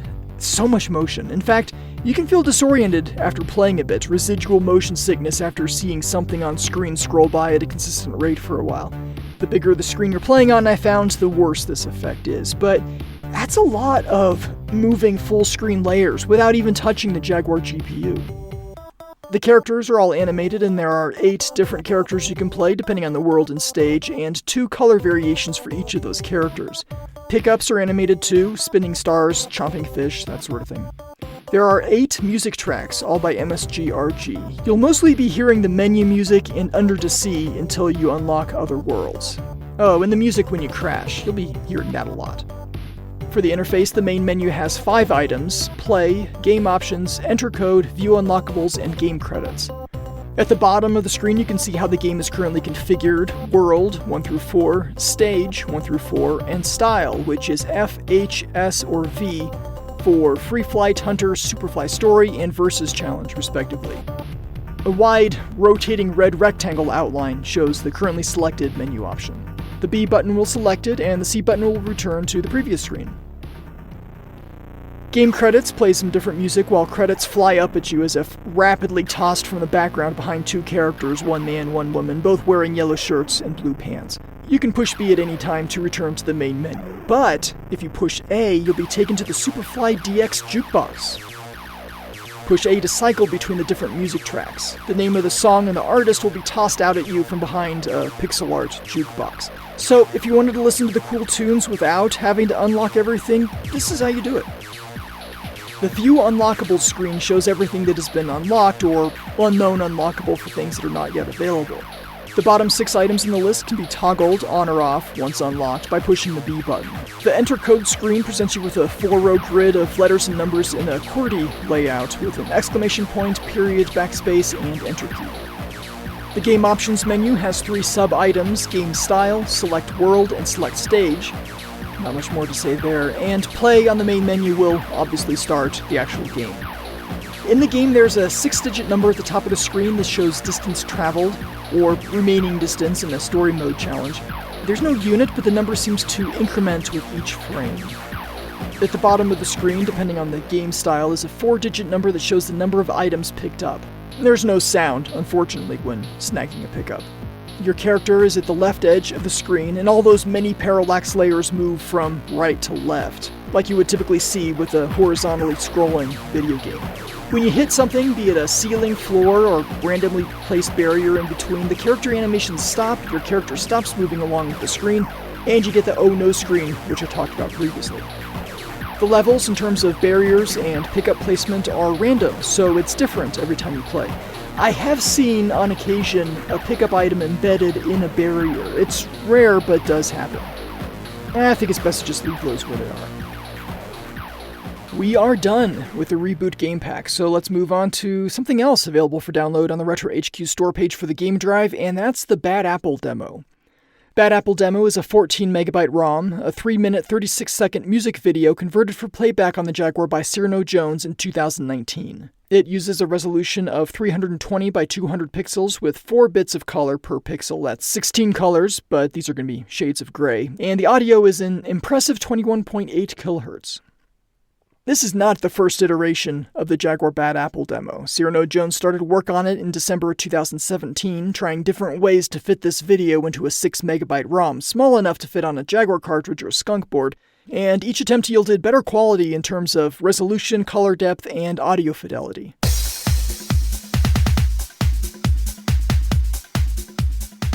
Bad Apple, most often stylized with 2 exclamation points, started out life in a video game by Zoonsoft, now known as Team Shanghai Alice, which is a bit of a misnomer because Team Shanghai Alice is just one guy, Junya Ota, a composer turned video game developer from Japan.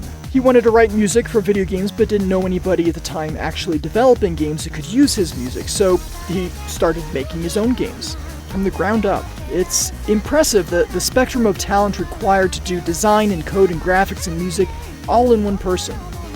The Toho project includes 5 shooters developed for the NEC PC-98 computers released in 1997 and 98, and the 4th one of these, Lotus Land Story, had a song during its 3rd stage. And this song was used as the basis of a work by Masayoshi Minoshima, released in 2007 on the day of my 7th wedding anniversary, as it turns out, featuring vocals by Japanese singer and voice actress Nomiko.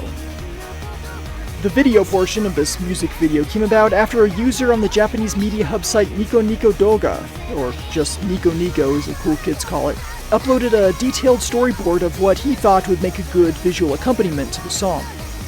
The storyboard was released in June of 2008, and in October of 2009, Nico Nico user Anira released a video which used smoothly animated silhouette shadow art to accompany the song. It hit YouTube the same day and went viral.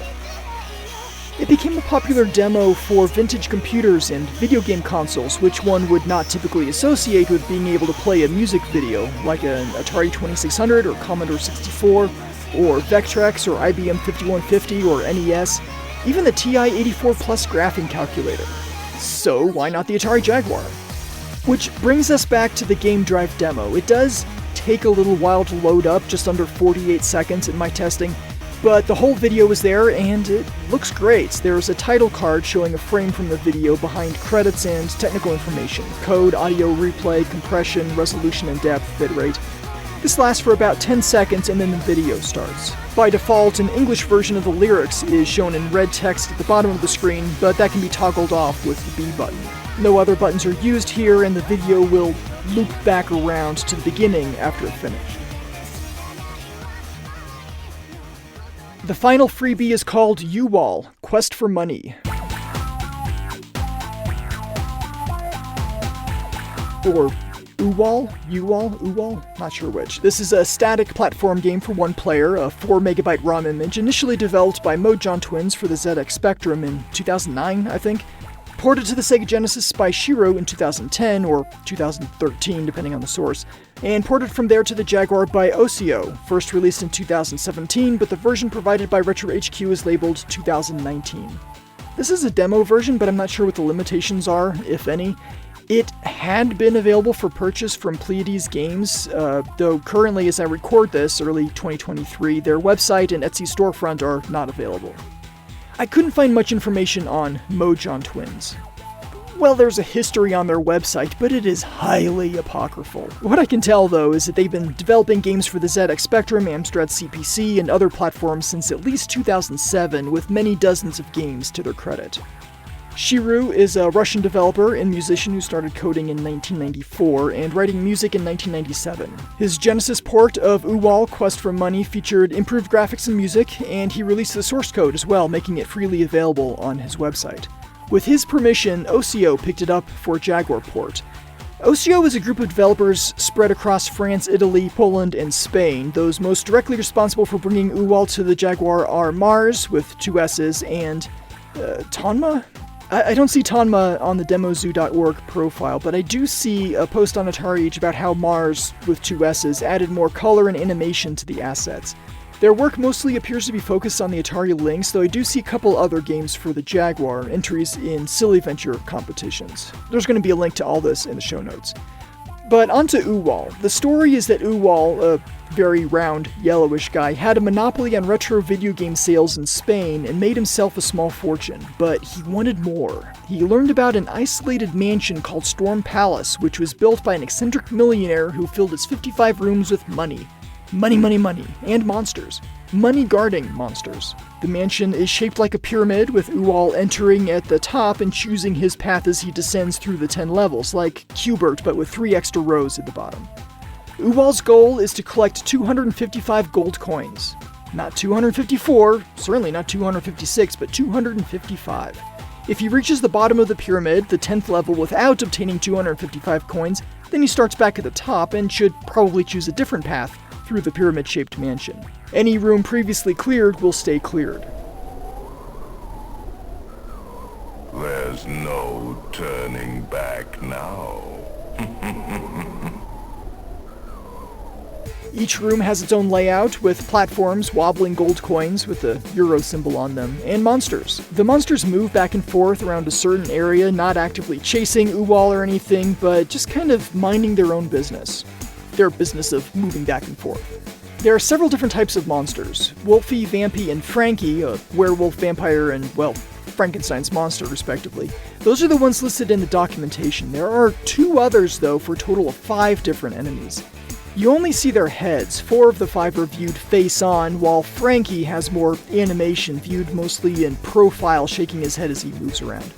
The screen wraps around, move to the left edge and reappear on the right, and this mechanic is required to clear some of the levels, jumping from one edge of the screen to the other to ascend platforms. If you're looking at a level and thinking, there's no way to clear this, consider hopping from one edge of the screen to the other. Also, there are occasionally bottomless pits, which, believe it or not, are best avoided. Uwal only has a fixed amount of time to clear a level, indicated by a timer in the top center of the screen. I don't think I've seen more than 20 seconds on the timer. If he fails to collect all the coins and exit in time, the music changes, we hear a scary sound, and a ghost appears. Fanty, the Phantom, who, unlike other monsters, will actively pursue Uwal until the latter either dies or clears the level and exits, whichever comes first. If Fanty is able to kill Uwal, Fanty's work is done and he doesn't return for the rest of the level, so there's effectively no time limit for that room for Uwal's next life, if he has one. Uwal has no attack, he can only jump by pressing the A button. If he runs into one of the monsters, he'll lose his shirt. Another shirt immediately drops down from the top of the screen, and if he can grab it before it disappears off the bottom, he's good to go. If not, if he's tagged while shirtless, he loses the life. There is a brief period of flashing invulnerability after losing his shirt, and on Uwal himself, we can see that the normally grim expression on his face has changed to one of worry, and that he's, shirtless. It looks more like a vest, actually. Once all the coins have been collected, the monsters will disappear, and 2 exits will open up at the bottom of the screen, one on the left and one on the right. Move over to one of these and press the B button to descend one more level in that direction, if you can. At the bottom level, there's a smiley face instead of an arrow, and I think that's true for any exit to a room that has already been cleared. Once cleared, it stays cleared. Between levels, you can see your position in the pyramid-shaped mansion. Rooms cleared are shown in blue, unseen rooms are in yellow, with an arrow pointing to your next destination. At the top of the screen, you see the level summary. These are 2 numbers separated by a hyphen. The first shows the depth, top to bottom, 0 through 9, and the second number is the room number, left to right, 0 through 9. Below this is the game logo so that you remember what you're playing. Toward the bottom, you see your number of remaining lives, your score, and the number of gold coins collected. At the very bottom is a little confusing. There's a Fanty chasing a female Uwal, whatever species Uwal is, chasing her from right to left, and then a male Uwal is chased by the 5 monster heads. During gameplay, the number of lives, time remaining, and coin count are shown at the top of the screen, with the level number and score at the bottom. How the scoring works is that you get 1 point each time you jump, and 100 points for exiting a level. Once you enter a level, there's no way to back out, so if you can't figure out how to clear a room, and there have been a few like that for me, then it's effectively going to be game over. There's music throughout, different music for different situations, and that keeps the game feeling upbeat and energetic.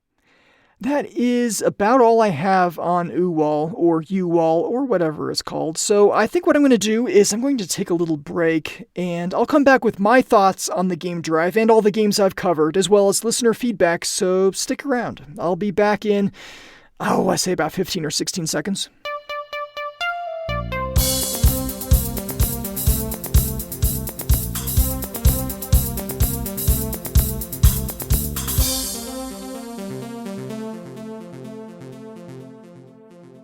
I have owned a skunk board for many years, the second revision. I talked a bit about the skunk board in the Rebooteroids episode and touched on it briefly in, Bubsy and Cannon Fodder, maybe others.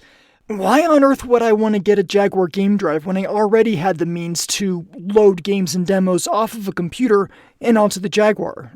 A means other than the BJL loader, which was cool for its time, but not for those without a great deal of patience. It was not quick. There are a few things that the GameDrive does that the Skunk Board does not. First of all, the Skunk Board needs to be plugged into a computer in order to do anything useful. Run a mini USB cable between them, and then a command line utility to load images from the computer and onto the Jaguar. I think there's a GUI at some point too. Never looked into it. I have a Jaguar right next to Bishop, so it's not inconvenient for me to tell Bishop to load something up, but that's just one Jaguar. The other one, hooked up to a bigger TV, is outside Bishop's range, so... But not influence. Okay, sure, whatever. But the point is that it becomes increasingly inconvenient the farther away the Jaguar is from a computer. That's one thing. Another thing is that the Skunk Board, quite intentionally, I believe, has no EEPROM support. It is impossible to save anything. High scores, preferences, unlocked levels... My Alien vs. Predator cartridge lost the ability to save games, and the Skunk Board is just as forgetful, so no net gain there. I did see somewhere that a talented hardware hacker was able to solder an EEPROM onto their Skunk Board, but that's not for me. I've broken enough stuff with a soldering iron that I don't really trust myself with an endeavor like that on such a rare piece of hardware. The Skunk Board can only hold one game or demo at a time. Power off the Jaguar and you have to load it back up from the computer.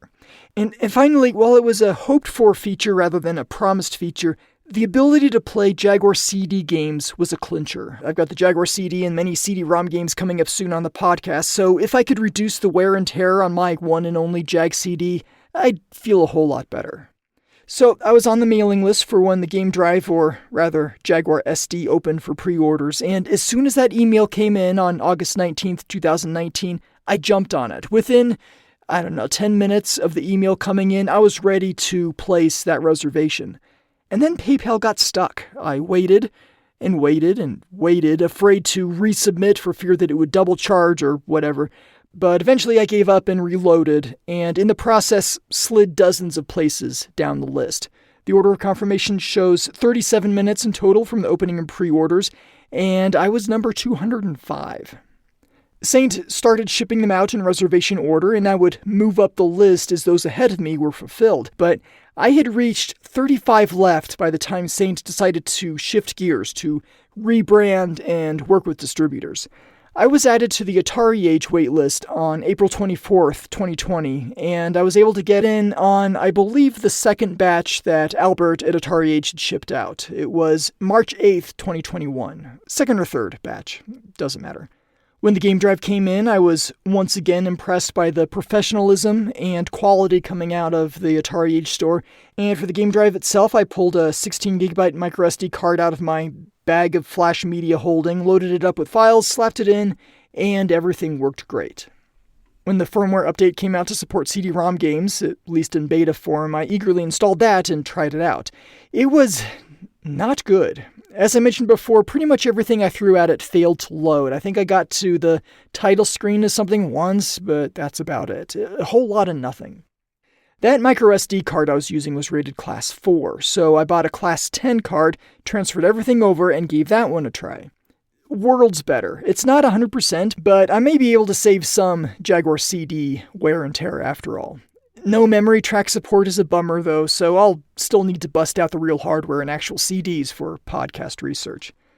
I went for a while without installing any marquee files, but they really do help with the polish and presentation as you navigate the installed titles. How I have my drive set up is I have one directory for cartridges, one for CDs, one for the freebies that came with the GameDrive, one for Atari ST ports, one for demos, and finally one for homebrew titles. The Jaguar GameDrive is a quality piece of hardware. It's arguably the best thing to happen to the Jaguar post-mortem, and I think that's an easy argument to make.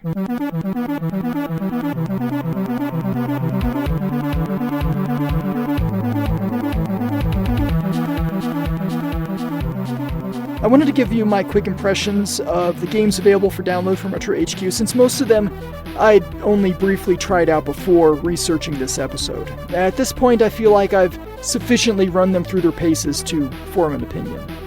Beabrus Tribute. Meh. The whole Tetris thing by this point no longer had any interest to me. In the early 90s, you bet. 30 years later, nah. That was until I got Tetris Effect for the Nintendo Switch just last month as I record this. Wow. So, Tetris Effect I'll be playing for a while. Beabrus Tribute? No. Sorry, but no. Degs. I've never been much into Scramble, never saw it in the arcade, and when I loaded it up on my hacked arcade 1-up cabinet and played it there, I removed it soon after. Not a game I was able to get into. Scramble seems to be universally loved, but for me there's no nostalgia and it just didn't seem like there was much to it. Why is this game so popular among my peers? So, Degs is essentially Scramble, but I needed to play it so that I could talk about it here, and it kind of grew on me. Okay, I get it now. I get Scramble. I'm not great at it, but I think I understand its appeal. Downfall I played briefly before I got the GameDrive. I used my skunk board, and it just seemed to be like a super basic game, albeit with a nice parallax effect. Playing it for this episode, I found that it had power-ups, which I didn't know about before, and the humor in the speech samples. Having the source code available let me tweak the game to suit my needs, and that's more Jaguar development than I've done in 3 years, sadly, since before the pandemic. Downfall is basic but fun. It's a little dizzying, though, if you play it too long. Expressway is basic and not fun. Well, not unless you have some human competitors to work against you. Sharing controllers, I don't know how well that would work out. Never tried, probably never will. And it's based on one of the lesser Activision games, I'd have to say. Full Circle Rocketeer is kind of cool. It feels more polished than the others, and though the movement seems a little too fast at first, you can get into a groove. Grab a part, fly over your rocket, let the part slowly fall into place as you move on to the next thing. It wouldn't be as satisfying without that auto-drop feature. HMS Raptor I didn't care for. I love Sequest on the Atari 2600, and yeah, HMS Raptor looks a whole lot better, animation everywhere and lots of color, but it doesn't feel as fun, and I think part of that is what happens when you lose a sub. In Sequest, it flashes white and then explodes. Very dramatic. But in HMS Raptor, your sub pops back up at the top of the screen, and then the word oops in brown letters slides across. I get that this game is simple, it's a quick demonstration of Raptor, but this is something that I've noticed from other titles by Reboot as well. We could use something more dramatic when we die. Not long and drawn out, but something that looks and sounds good, makes it obvious that you lost a life, and gives you a moment to recollect yourself and try again. I always point to Defender in the arcade and on Atari 8-bits as a prime example of an amazing player death. Is that something that the Retro Gaming Roundup podcast has done? Top 10 player death animations? It kind of sounds familiar. Hold on, let me check.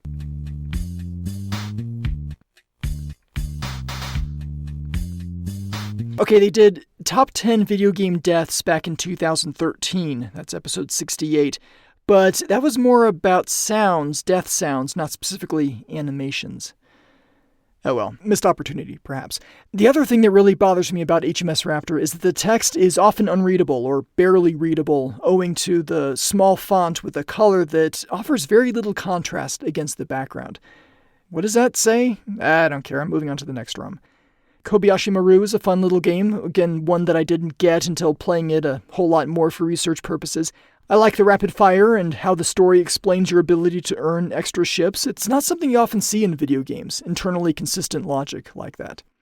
Project 1 it's a bit of a mess, and Reboot acknowledges that. I had a lot of trouble lining up my ship with incoming enemies, and that speaks to the whole genesis of the Raptor project, the need for smooth movement and bullet routines. It's not really smooth here. It feels like it's using integer math here, and that's because it totally is. But that said, while I was playtesting this, I felt like I was playing a Jaguar game, and by that I mean the same groove I get into for regular commercial releases, playtesting them, taking notes, capturing sounds. I got into that same groove here. The pause menu thing is a disaster. I think it's dreadful. Sometimes you just want to pause a game, stop playing for a bit, not have a voice yell at you and start a 3-in-1 minigame that can actually harm you in-game if you need to set the controller down. I did have some fun with this game, but Project 1 seems like... It seems like too much. It's too much, and that much is not necessarily good. Superfly DX, my son and I both played. When we started out, we were tapping the button to raise up like we were playing Joust, but that makes the game much harder, and once we figured out that you hold the button, that opened things up and made the game more enjoyable. I don't understand why the EEPROM saves aren't working correctly for me. As I said, I can see that the file is created and that it gets updated, but when I start a game back up, all my progress is gone, and the unlocked unlockables are once again locked. I've got to use the save game code, the 13-character alphanumeric sequence, and while that's nice to have as a backup, it is a bit of a pain. So, while the game is very playable and it's impressive how much game has been built around a simple mechanic, it would get more play from me if the EEPROM save stuff worked. The Bad Apple demo is impressive, but not something I'm likely to load up again. Maybe if you had a Jaguar at a retro gaming event, behind glass or out of reach, maybe you could be running this. Uwal Quest for Money is a pretty fun little game. One or two of the levels I couldn't figure out how to solve. The little guy just couldn't jump high enough to reach certain ledges, even considering how the screen wraps around.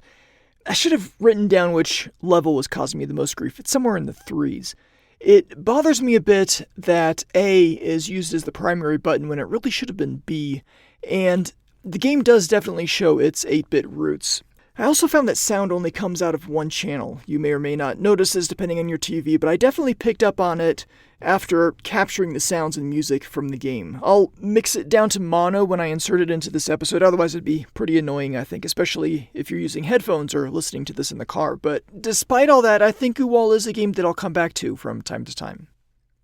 There is, for sale on Atari Age, a cartridge called Rebooted, which contains updated versions of 6 of the homebrews I've mentioned here. There's Beebris, Downfall, Expressway, HMS Raptor, Kobayashi Maru, and Rocketeer, plus another game called Rocks Off, which, if you remember the Merlin handheld electronic gadget from the late 70s and early 80s, that rectangular red thing with a grid of LED lights in the middle that you could push, but not without some effort.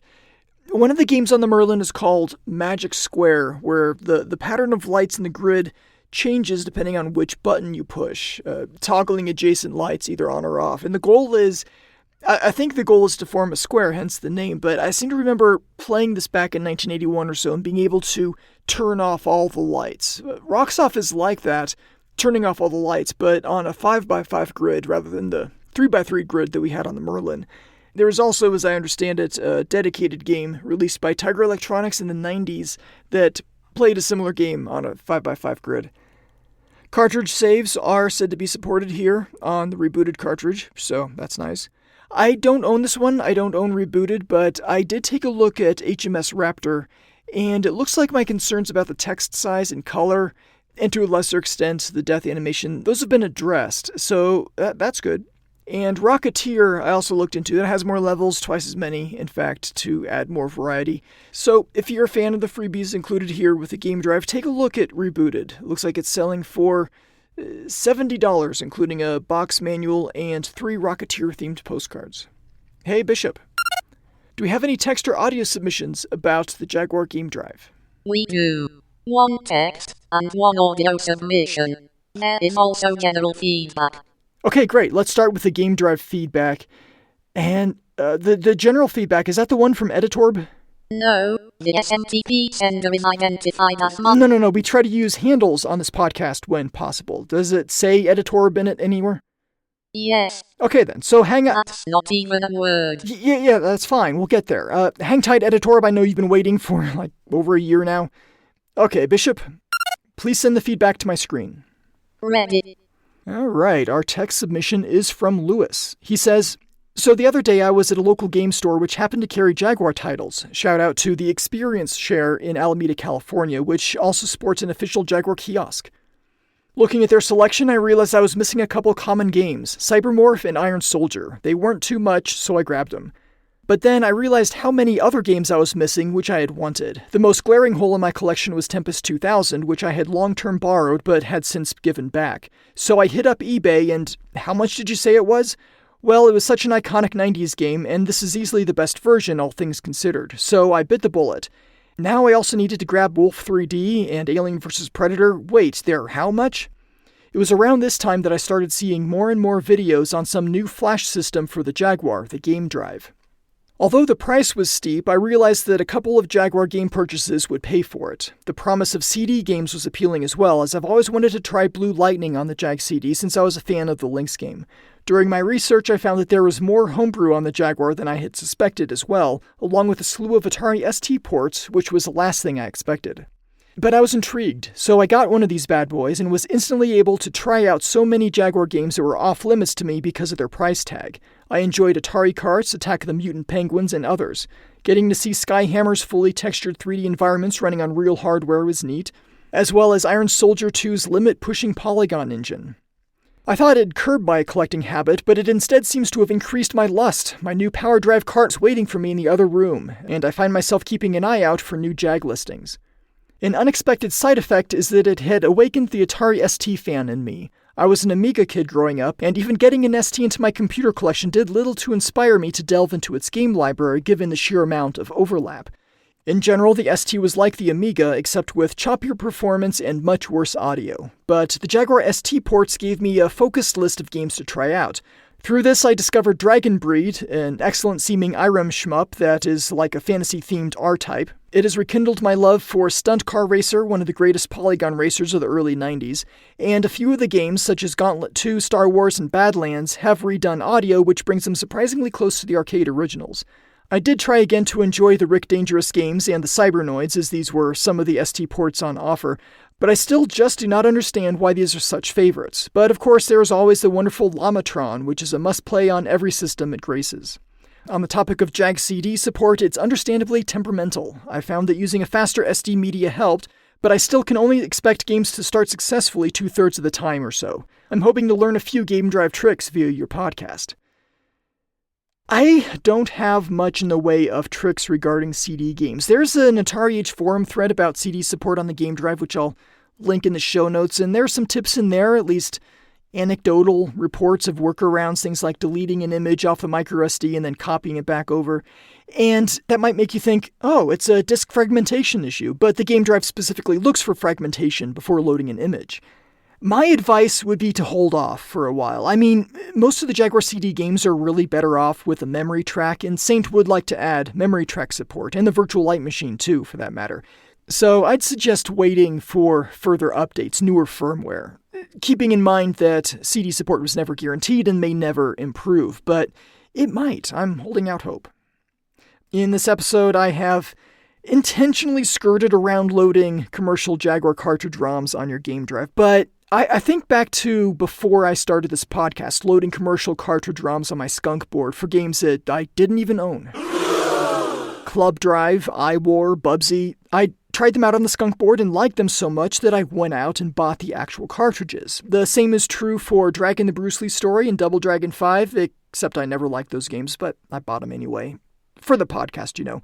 Without EEPROM support, I couldn't properly evaluate the games for the podcast on the skunk board. There are some pretty rare and prohibitively expensive cartridges out there, games which you can only find on the secondary market anyway, so it's kind of a gray area playing them on the GameDrive without owning the actual cartridge. Selling reproduction cartridges with commercial ROMs, that's just flat out wrong, so don't do that, everyone. Well, they're both wrong, but selling is much worse, in my opinion. Some Jaguar games, you mentioned Atari carts, you can buy as part of the Atari 50th Anniversary Celebration collection, and more on that in a bit. So I think that if you own that, then you would be morally justified loading the ROM on your GameDrive. But I'm not a lawyer, nor am I a clergyman or anything, so don't take my word for it. I had an Atari ST and a small number of games, Lamatron among them, but my experience gaming on the ST is extremely limited, and being able to try out other ST games through the GameDrive, I didn't realize how good they are. You mentioned Star Wars, and it's actually very nice, a nice port of the Star Wars arcade game. I will put in the show notes a link to the Atari Age forum thread on ST ports, so you can try them out for yourself, if you like. Not you, Lewis, since you already know about this, I'm sure, but the general you, other listeners. I may have to check out Dragon Breed. I'm not sure I've heard of that one. Hey, thanks for the feedback, Lewis. I'm glad you wrote in. Our audio submission is from Sloth Machine on Atari Age. Let's check it out. Hi, Shinto. Nick here, otherwise known as Sloth Machine.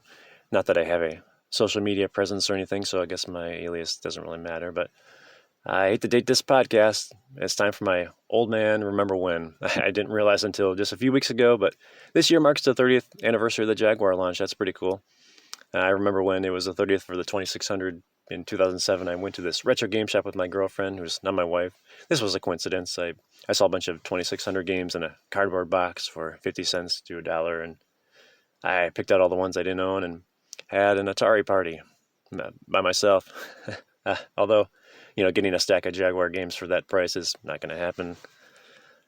I don't know. I always had a thing with years and anniversary dates and remember whens. Like how this podcast is just a few years shy of 10 years. Crazy, man. Yeah, it feels like I'm always telling my wife daily about how, hey, it's the anniversary of this movie or this book. But funny enough, we both forgot about our wedding anniversary just this past year. Till the middle of the day in question, yeah. I guess if you get too comfortable with particular numbers, they leave your brain altogether. I don't know. And I'm not sure if anyone's going to talk about this, but, with the recent release of the Atari 50 collection, which is pretty amazing, and forgive the pun, I was bit by the Jag again. I fell in love with it all over, right? I mean, I always loved the console, but it's just a reminder of its uniqueness. I just figured this collection would have the usual 2600 arcade games and stuff, but no, there's 5200 games, 7800 links, some interesting reimaginings like that Haunted House one. That one's pretty cool. Some interviews, but I was definitely not expecting Jaguar games. And, I know your podcast says no emulators were used, and with the Jag, real hardware has always been a must. The emulator scene for it has always been a mixed bag. I'm looking at you, Iron Soldier. But, I got to say, the emulator that they used for the Atari 50, it's fantastic. As we know, the emulator was recently released as a standalone software, free to download. Big PEMU or PEMU, I don't know. And, I think it was coded by just one guy from scratch, so big shout out to Rich Whitehouse.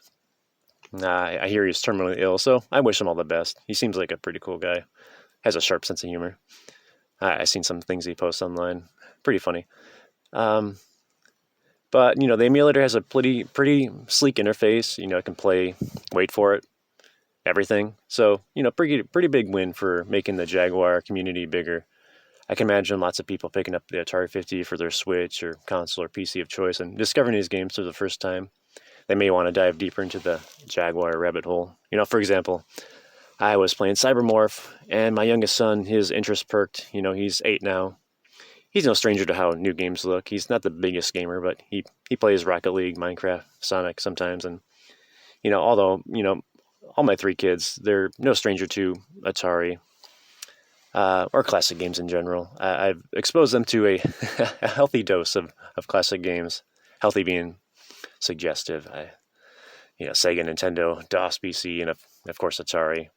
We have that Atari Tempest arcade one up. We have one in the basement gaming area, and it gets plenty of playtime. Crystal Castles being a fan favorite. But all the games are heavy hitters on there, and we're always trying to beat each other's high scores. But with Cybermorph, he comes over and he says, "Oh, it's this game."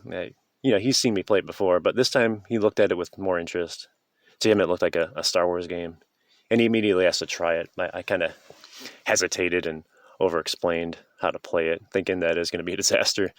But no, he got it, no problem. No explanation really needed. He even cleared several planets, and he had this look of satisfaction on his face.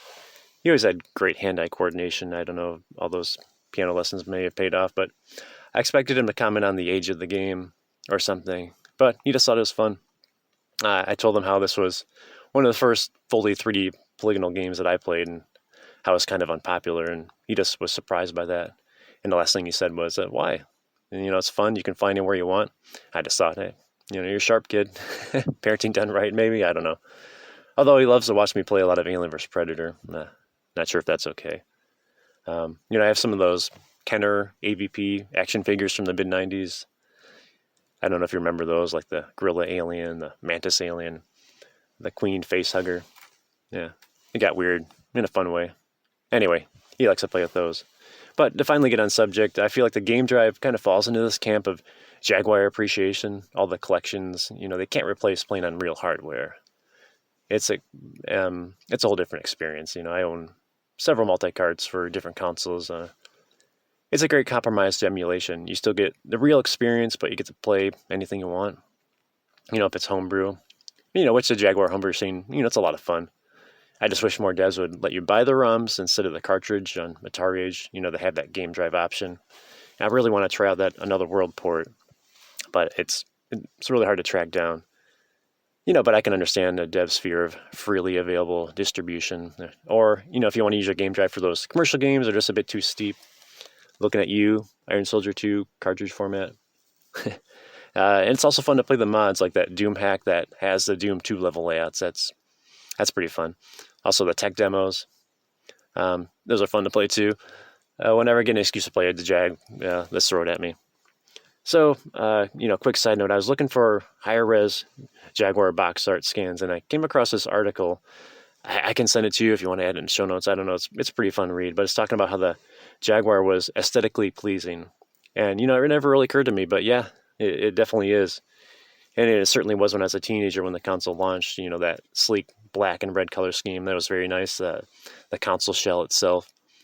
It's a little meme-worthy now with its dental equipment and chameleon history, but, I think that just speaks to, how cool it was. And that black box and the Jaguar eyes and that red logo with the brilliant claw marks on the art for the logo. A++ for the graphic designers on that. They knew what they were doing. The same goes for the box art layout, the perfectly uniform, the black side and the Jaguar logo on the banner, plus that clever decision to put a screenshot on the front. Gives you a quick impression of the game's content right off the shelf. No need to pick up the box and glance at the back. You know what you're in for. And, finally the controller. I thought it looked neat, high-tech, it was comfortable. But yeah, I'm on a Jag kick again. It's fun to re-download and re-listen to your older episodes and get all the information from the game as I'm playing it. Your podcast is next level of detail, and it's awesome to have all this collected info in each game in one audio file. It's sort of like a gaming preservation. You have great articulation. You and Ferg, the 2600 Game by Game podcast. I always thought it was cool how the formats between the two is similar, by design. It makes it comfortable. I don't know. I learned, every game has a history and a passion, even if the game's not my favorite or well received. I just enjoy listening to the ups and downs and all the information behind them. And just the commitment that you have for the podcast is much appreciated. I can imagine how hard it is to maintain that. And, we're humans. Things come and go in our lives. We have up and downs. Priorities are always shifting. Just like the games you're kind of talking about. So thank you, Shinto, for your hard work. You make it look easy. And one final tangent. Since I mentioned Atari and arcade, how cool would it be if we had an iRobot 2000 on the Jaguar? The first 3D polygonal game, with crowd shading polygons on a system that shined with crowd shading polygons. I think it could have been Tempest 2000 level of awesome. I don't know. Hopefully a future homebrew project someone can do. Just throwing it out there. And then I can play it on my game drive. Your alias matters to me, Sloth Machine. Your alias matters to me. The Atari 50 collection. I will talk more about that a little later. Stay tuned. I have plans. There are plans afoot. The Game Drive is only my second multi-card after the Lynx SD, now known as the Lynx Game Drive. I might also get a 7800 multi-card down the road. Who knows? I think I mentioned this earlier in this episode, but I'd love to be able to buy ROMs to play on my Game Drive. Either of them, I guess. I can't afford to buy the full cartridges with the box and manual and everything.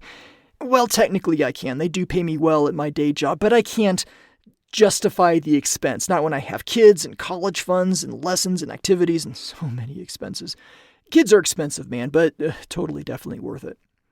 I read the article you mentioned, and you're right, it is good. I agree that the uniform design language and consistency with Jaguar game boxes are something that Atari did right. And another thing is the consistency within the games themselves, applying a small but important set of development standards to make sure, like, the pause button behaves similarly, or the zero button will toggle the music.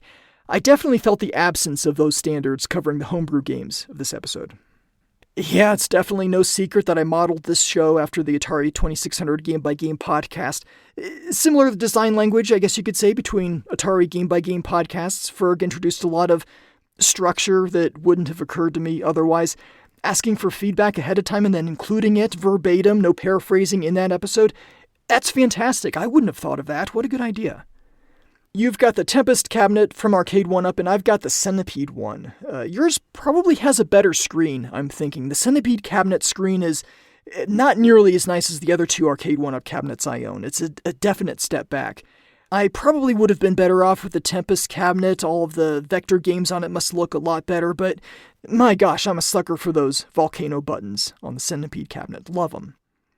I've also thought that an update to iRobot would work nicely on the Jaguar. It's not a game that I gave much of a chance to until hearing Jimmy G on the Pie Factory podcast talk very highly about it. And I've got my soft-modded Arcade 1-Up Simpsons cabinet, and now that I know how to play it, thank you Pie Factory, it really is a fun game. Yeah, would have worked well. That is a fantastic audio submission, Sloth Machine. Thank you so much. And finally, our general feedback is from Editorb. He says, I stumbled upon your podcast while looking for information on rebooteroids. A few episodes caught my eye, and I intended to listen to those and be done with it.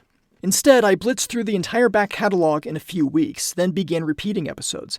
Very splendidly done. I became interested in some games that did not previously interest me. Chief example is iWar. I'd barely heard of it, was intrigued by that episode, procured a copy, and it quickly became one of my favorite games on any platform.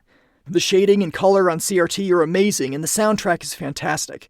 Thanks for, turning me on. Your voice and delivery remind me of Jesse Eisenberg, which provides added entertainment of imagining him diving into Jag minutia. I shall attempt to be succinct in a Jaguar origin story. I was obsessed with a friend's VCS in 80 to 81 and got my own in 1982. The crash of 83 did not register in rural downstate Illinois. Everyone at school still talked about and played Atari. I noticed there were a lot of bargains when we visited cities. I knew Atari lost a lot of money, but I failed to make the connection. In fall of 1984, I was stoked to buy a 5200 at Walmart for $79, having no clue it was discontinued. I happily bought games for it when I could and played for many hours. I only broke one joystick button in a couple of years, likely due to joust marathons. I finally grasped that there was a problem with the market when my mom brought home Missile Command, Kicks, and Countermeasure. She wasn't sure if I had them, but figured that she couldn't go wrong for $1 each. I had none of them and loved them all, but it was still the uh-oh moment for me.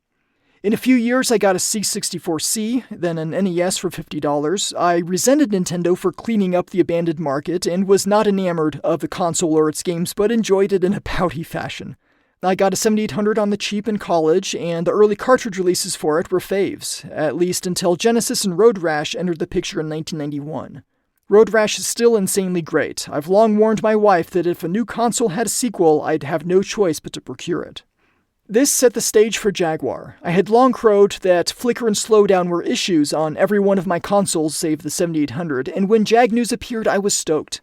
Slow forward to summer 1994, an old video game friend offered his Jag extra controller and Tempest 2000 for $300. That was steep for used stuff, but I made the plunge. I felt partly responsible for his poor purchase decision, as I had hyped Atari's greatness so much that he had started believing. He said he was tired of waiting for games, before quickly adding that there were many amazing titles in the pipeline. My wife and I thoroughly enjoyed Tempest and were unimpressed by Cybermorph. I took up the mantle of waiting. Finally, in November, Alien vs. Predator was released, and I paid $70. You've occasionally mentioned inflation when discussing game prices, and I'd like to note $70 in 1984 would be $130.64 in 2021. $70 in 2021 would be $37.51. I often run figures through an inflation calculator, if nothing else, than to rationalize sketchy collection purchases. I continued to wait for games. I played some Wolfenstein 3D, but was not into first-person shooters. I loved Ruiner Pinball, Iron Soldier, Defender 2000, and Missile Command 3D. One of the last two I ordered from a Radio Shack. Just like every other shack I visited, for many of the other myriad reasons one paid such visits, they had no idea what I was talking about, then discovered it was an item they could order from headquarters. It took so long to arrive that I'd given up and was happily surprised when they called. And that's pretty much the end of the saga. I got a PlayStation in 1998, a PlayStation 2 in 2000, chiefly to play GTA 3, and Wii several years after its release. This was as modern as I've gone. The Jaguar kept me in its clutches, and I've enjoyed it to this day despite the limited catalog. The homebrews are great and demonstrate what might have been if Atari provided developers with proper tools and documentation. I shall wait to deliver comments on particular games you've covered since I've prattled nearly long enough, but splendiferous work on the podcast. I had initially figured the podcast wrapped up long ago and had long missed your call for submissions, but then I realized the pace of the schedule meant that you would be wrapping up the catalog around the time of the heat death of the universe. Hey-o! Quickly though, Hall of Fame. Number 1, Tempest 2000. Number 2, iWar. Thanks, Shinto. You're welcome. Number 3, Iron Soldiers 1 and 2. Cheating to sneak in 2 games. That is cheating. Number 4, Alien v Predator. The game, not the lawsuit. Number 5, Ruiner Pinball. Postscript. I pert near bought out the podcast store. Clock, shirt, 3 acrylic blocks, Iron Soldier sign, but my wife wouldn't let me get the shower curtains. Editorb. The B is for bargain. Alright, Editorb, I always do appreciate a good Simpsons reference. You tried the best, now try the rest. Call 1-600-DOCTORB.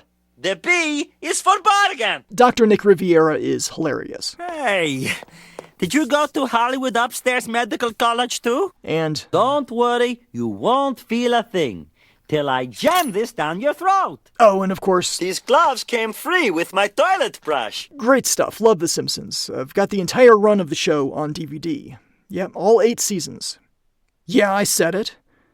Where was I? Oh yeah, thank you for the purchases from the Atari Jaguar Game by Game podcast store on Redbubble. I'm pretty sure somebody bought the Jaguar block diagram shower curtain. If that somebody is listening, I hope it looks cool. It's not something my wife would go for either, so it's not something I'd ever see in real life. And I hope it turned out well. I rendered the vector-based artwork I made in as high a resolution as Redbubble would allow, so that it would hopefully scale up to such a large size. I don't have much experience with Ruiner Pinball, but that's not too far off. In episode number, that is. I'll be covering several CD games, and then I think that's the next cartridge in the list. You know, even toward the end of Radio Shack's brick-and-mortar lifespan, I would walk into a store halfway hoping to see that glorious catalog along one wall where you could order Atari games, and other stuff too, but Atari games. I ordered a few games through them, mostly for the 7800. I didn't know they did Jaguar games, too. I guess that would have been later, post-catalog on the wall. I don't know. Interesting. Your experience waiting for games to trickle out, that sounds a lot like my own experience, and that of many other listeners who have talked about being a Jaguar owner in the mid-90s. And letters to the editor in Electronic Gaming Monthly. Ever hopeful, often disappointed, but sometimes highly rewarded. I'm glad you like iWar so much. I've got to say, that's probably my favorite episode that I've done so far. And the game itself has a charm to it. I looked forward to whenever I had the opportunity to do research, to play another level or two. It's a bit rough in the beginning, some of the level design and not having the auto-targeting thing. It's a polarizing game, not for everyone, but I enjoyed it very much. In the course of this podcast, as I said earlier, I've added several games to my collection, and that's probably my favorite of the new additions. $300 is, I don't know, it might be a fair price, even though the system was used. Maybe a little high, but factor in the extra controller in the game, and it's not bad. Especially if you don't factor in inflation between then and now. I don't know, I've always found the inflation calculations, like on inflationcalculator.com, which is what I use, these calculations feel high to me. Maybe that's because I've lived through the time period in question and I get the consumer price index and all that from a detached point of view. I guess it makes sense, but my first computer cost $1,597. It was a 386 with a monitor and printer, and I'm pretty sure I've mentioned this in other episodes. It was a pretty decent computer for the time, and today, by today's standards, $1,597 would also buy a pretty decent computer. Yeah, that's one data point in a limited sector of the economy with massive relative manufacturing cost reductions over the years, but I'm a tech nerd, and I can't help but be biased when I think about inflation between the mid-90s and today. I am so far off track, I'm sorry. You said something I really like. You said, the Jaguar kept me in its clutches, and I've enjoyed it to this day despite the limited catalog. And I think that captures the je ne sais quoi appeal of the Jaguar among those of us who've owned one, who own one today. And not everybody, certainly, and not your video game friend who bought in early and got out early, but the Jaguar really connected with some of us, and it still does. It's unique and a little bit wild and more than a little bit doomed, but it had an eclectic game library with pockets of dedicated developers in France and the UK and here in the States, and it lives on with those of us who can accept its flaws and quirks and have fun with it. Thank you so much, Editorb. That was great feedback. The most rewarding part was when he gave me my money. My friends, that is going to do it for this episode. Thank you for joining me, and thank you, RetroHQ, for building this device which injects new enthusiasm in an old and often neglected video game console. I would say my next episode will be getting back to normal, but it won't. My next episode, I've decided, will be another special episode. It'll be a review of the Atari 50th anniversary celebration because it's a whole lot of Atari and has some Jaguar love in it too, so I thought I would give it a thorough analysis and review and share my findings and impressions. There were things that I wanted to know about this collection, certain esoteric details that I just couldn't find in reviews that I've read. Like, did they include the 1 megabyte Cybermorph or the 2 megabyte? I gotta know, so I figured I would get the collection and go through it with the same detail and obsessiveness that you've come to expect and hopefully like on the Atari Jaguar Game by Game podcast. And spoiler alert, they did thankfully include the 2 meg Cybermorph. Whew. Great shot. I was honestly worried about that. After that, we'll be digging into the Jaguar CD-ROM and Virtual Light Machine, followed by Blue Lightning, Battlemorph, and Highlander. If you have any memories or reviews of these upcoming games, anything that I've already covered, or the show itself, please send that in to the email address jaguar@gamebygamepodcast.com. For all show information, links, and status on how the next episode is coming along, all of that can be found on the web at jaguar.gamebygamepodcast.com. I have some story time coming up after the music, little anecdotes that I thought about while making this episode, but not really Jaguar related. So you can stick around for that if you want, but either way, please remember that there is a lot of good out there in this world of ours, even with widely ridiculed video game consoles. So do try to keep an open mind and a joyful heart. Thank you for listening.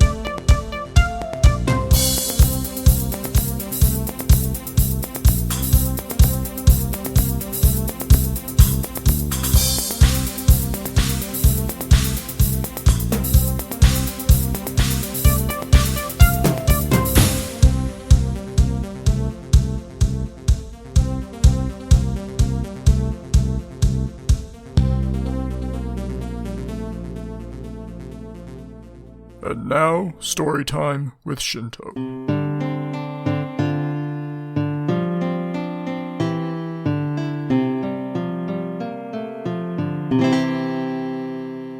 I mentioned the Dodge Colt.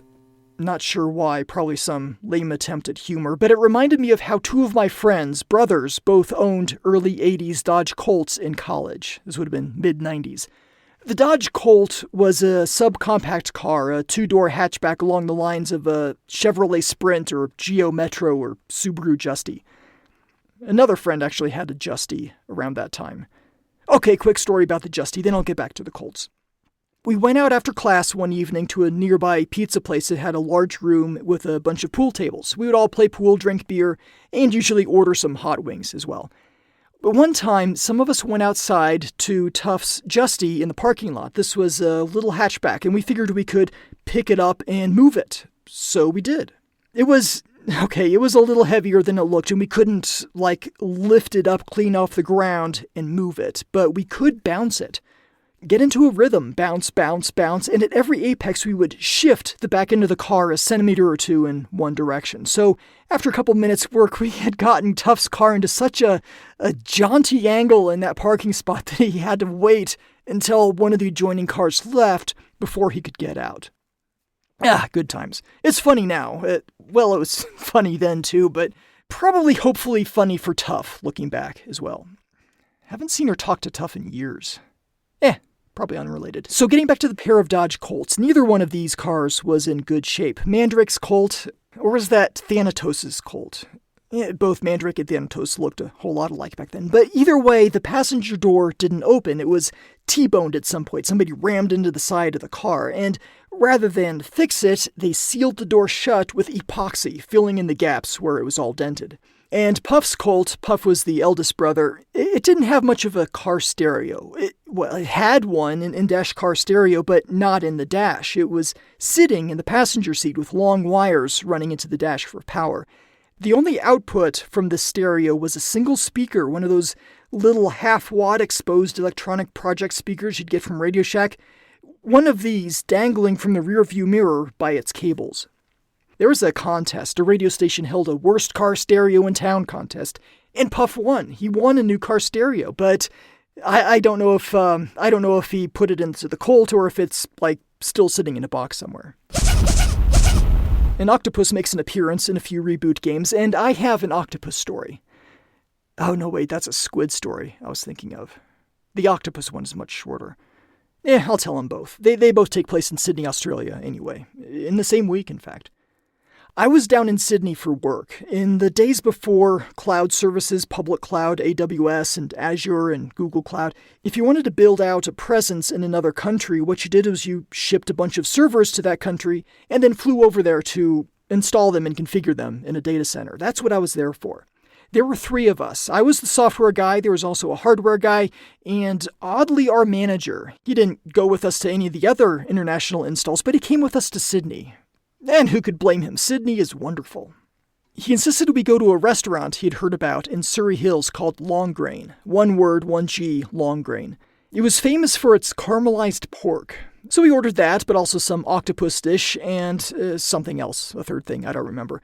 The pork was like candy. It melts in your mouth. So weird. And the octopus was, honestly, it tasted like Fruit Loops. The American sugary breakfast cereal, Fruit Loops. That's exactly what it tasted like. I've got other stories from Sydney, but none of them involve cephalopods, except for one. Sydney is a great city for walking, and we walked everywhere we needed to go. So we went out in search of lunch one day, and most places looked pretty busy. It was early springtime down under. The weather was perfect, so we were walking, and we found one place that wasn't busy and smelled good, so we went in. It was a Korean barbecue, kind of a buffet of meats and vegetables and sauces that you take back to your table, and each table had a little stove so that you'd cook your food at the table. Kind of interesting. Half of one wall, several bins, contained squid. Lots of little squid. They were very popular among everyone else. We were the only Americans, or stereotypically American-looking people in the place, and one guy was up there at those bins with his plate plopping squid after squid on it. One of the squid slipped off his plate and landed with a splort sound on the floor. It remained there on the floor until we left. The guy I was with, my coworker, he would do impersonations of the squid flopped on the floor of that Korean barbecue. He'd pull the backs of his hands up to his chin, fingers pointing in weird directions, tongue hanging out. I've learned too much about cephalopods since then. I won't eat octopus or calamari or anything else anymore. Far too intelligent and interesting for me to consider food. Meat in general, I don't really do these days. Surprisingly, I don't miss it in my cooking. Kids kind of do. Long Grain, the one in Sydney at least, has closed its doors. The Korean barbecue may still be there. I haven't checked. The stories, though, these stories will stick with me. I've told that squid story many times, and even I have been known to do impersonations of that floor squid from time to time.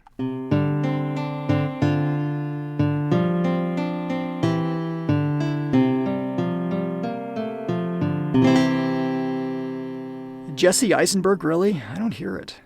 Or maybe I am Jesse Eisenberg. I mean, have you ever seen both of us in the same place at the same time? You have not. Bye-bye, everybody!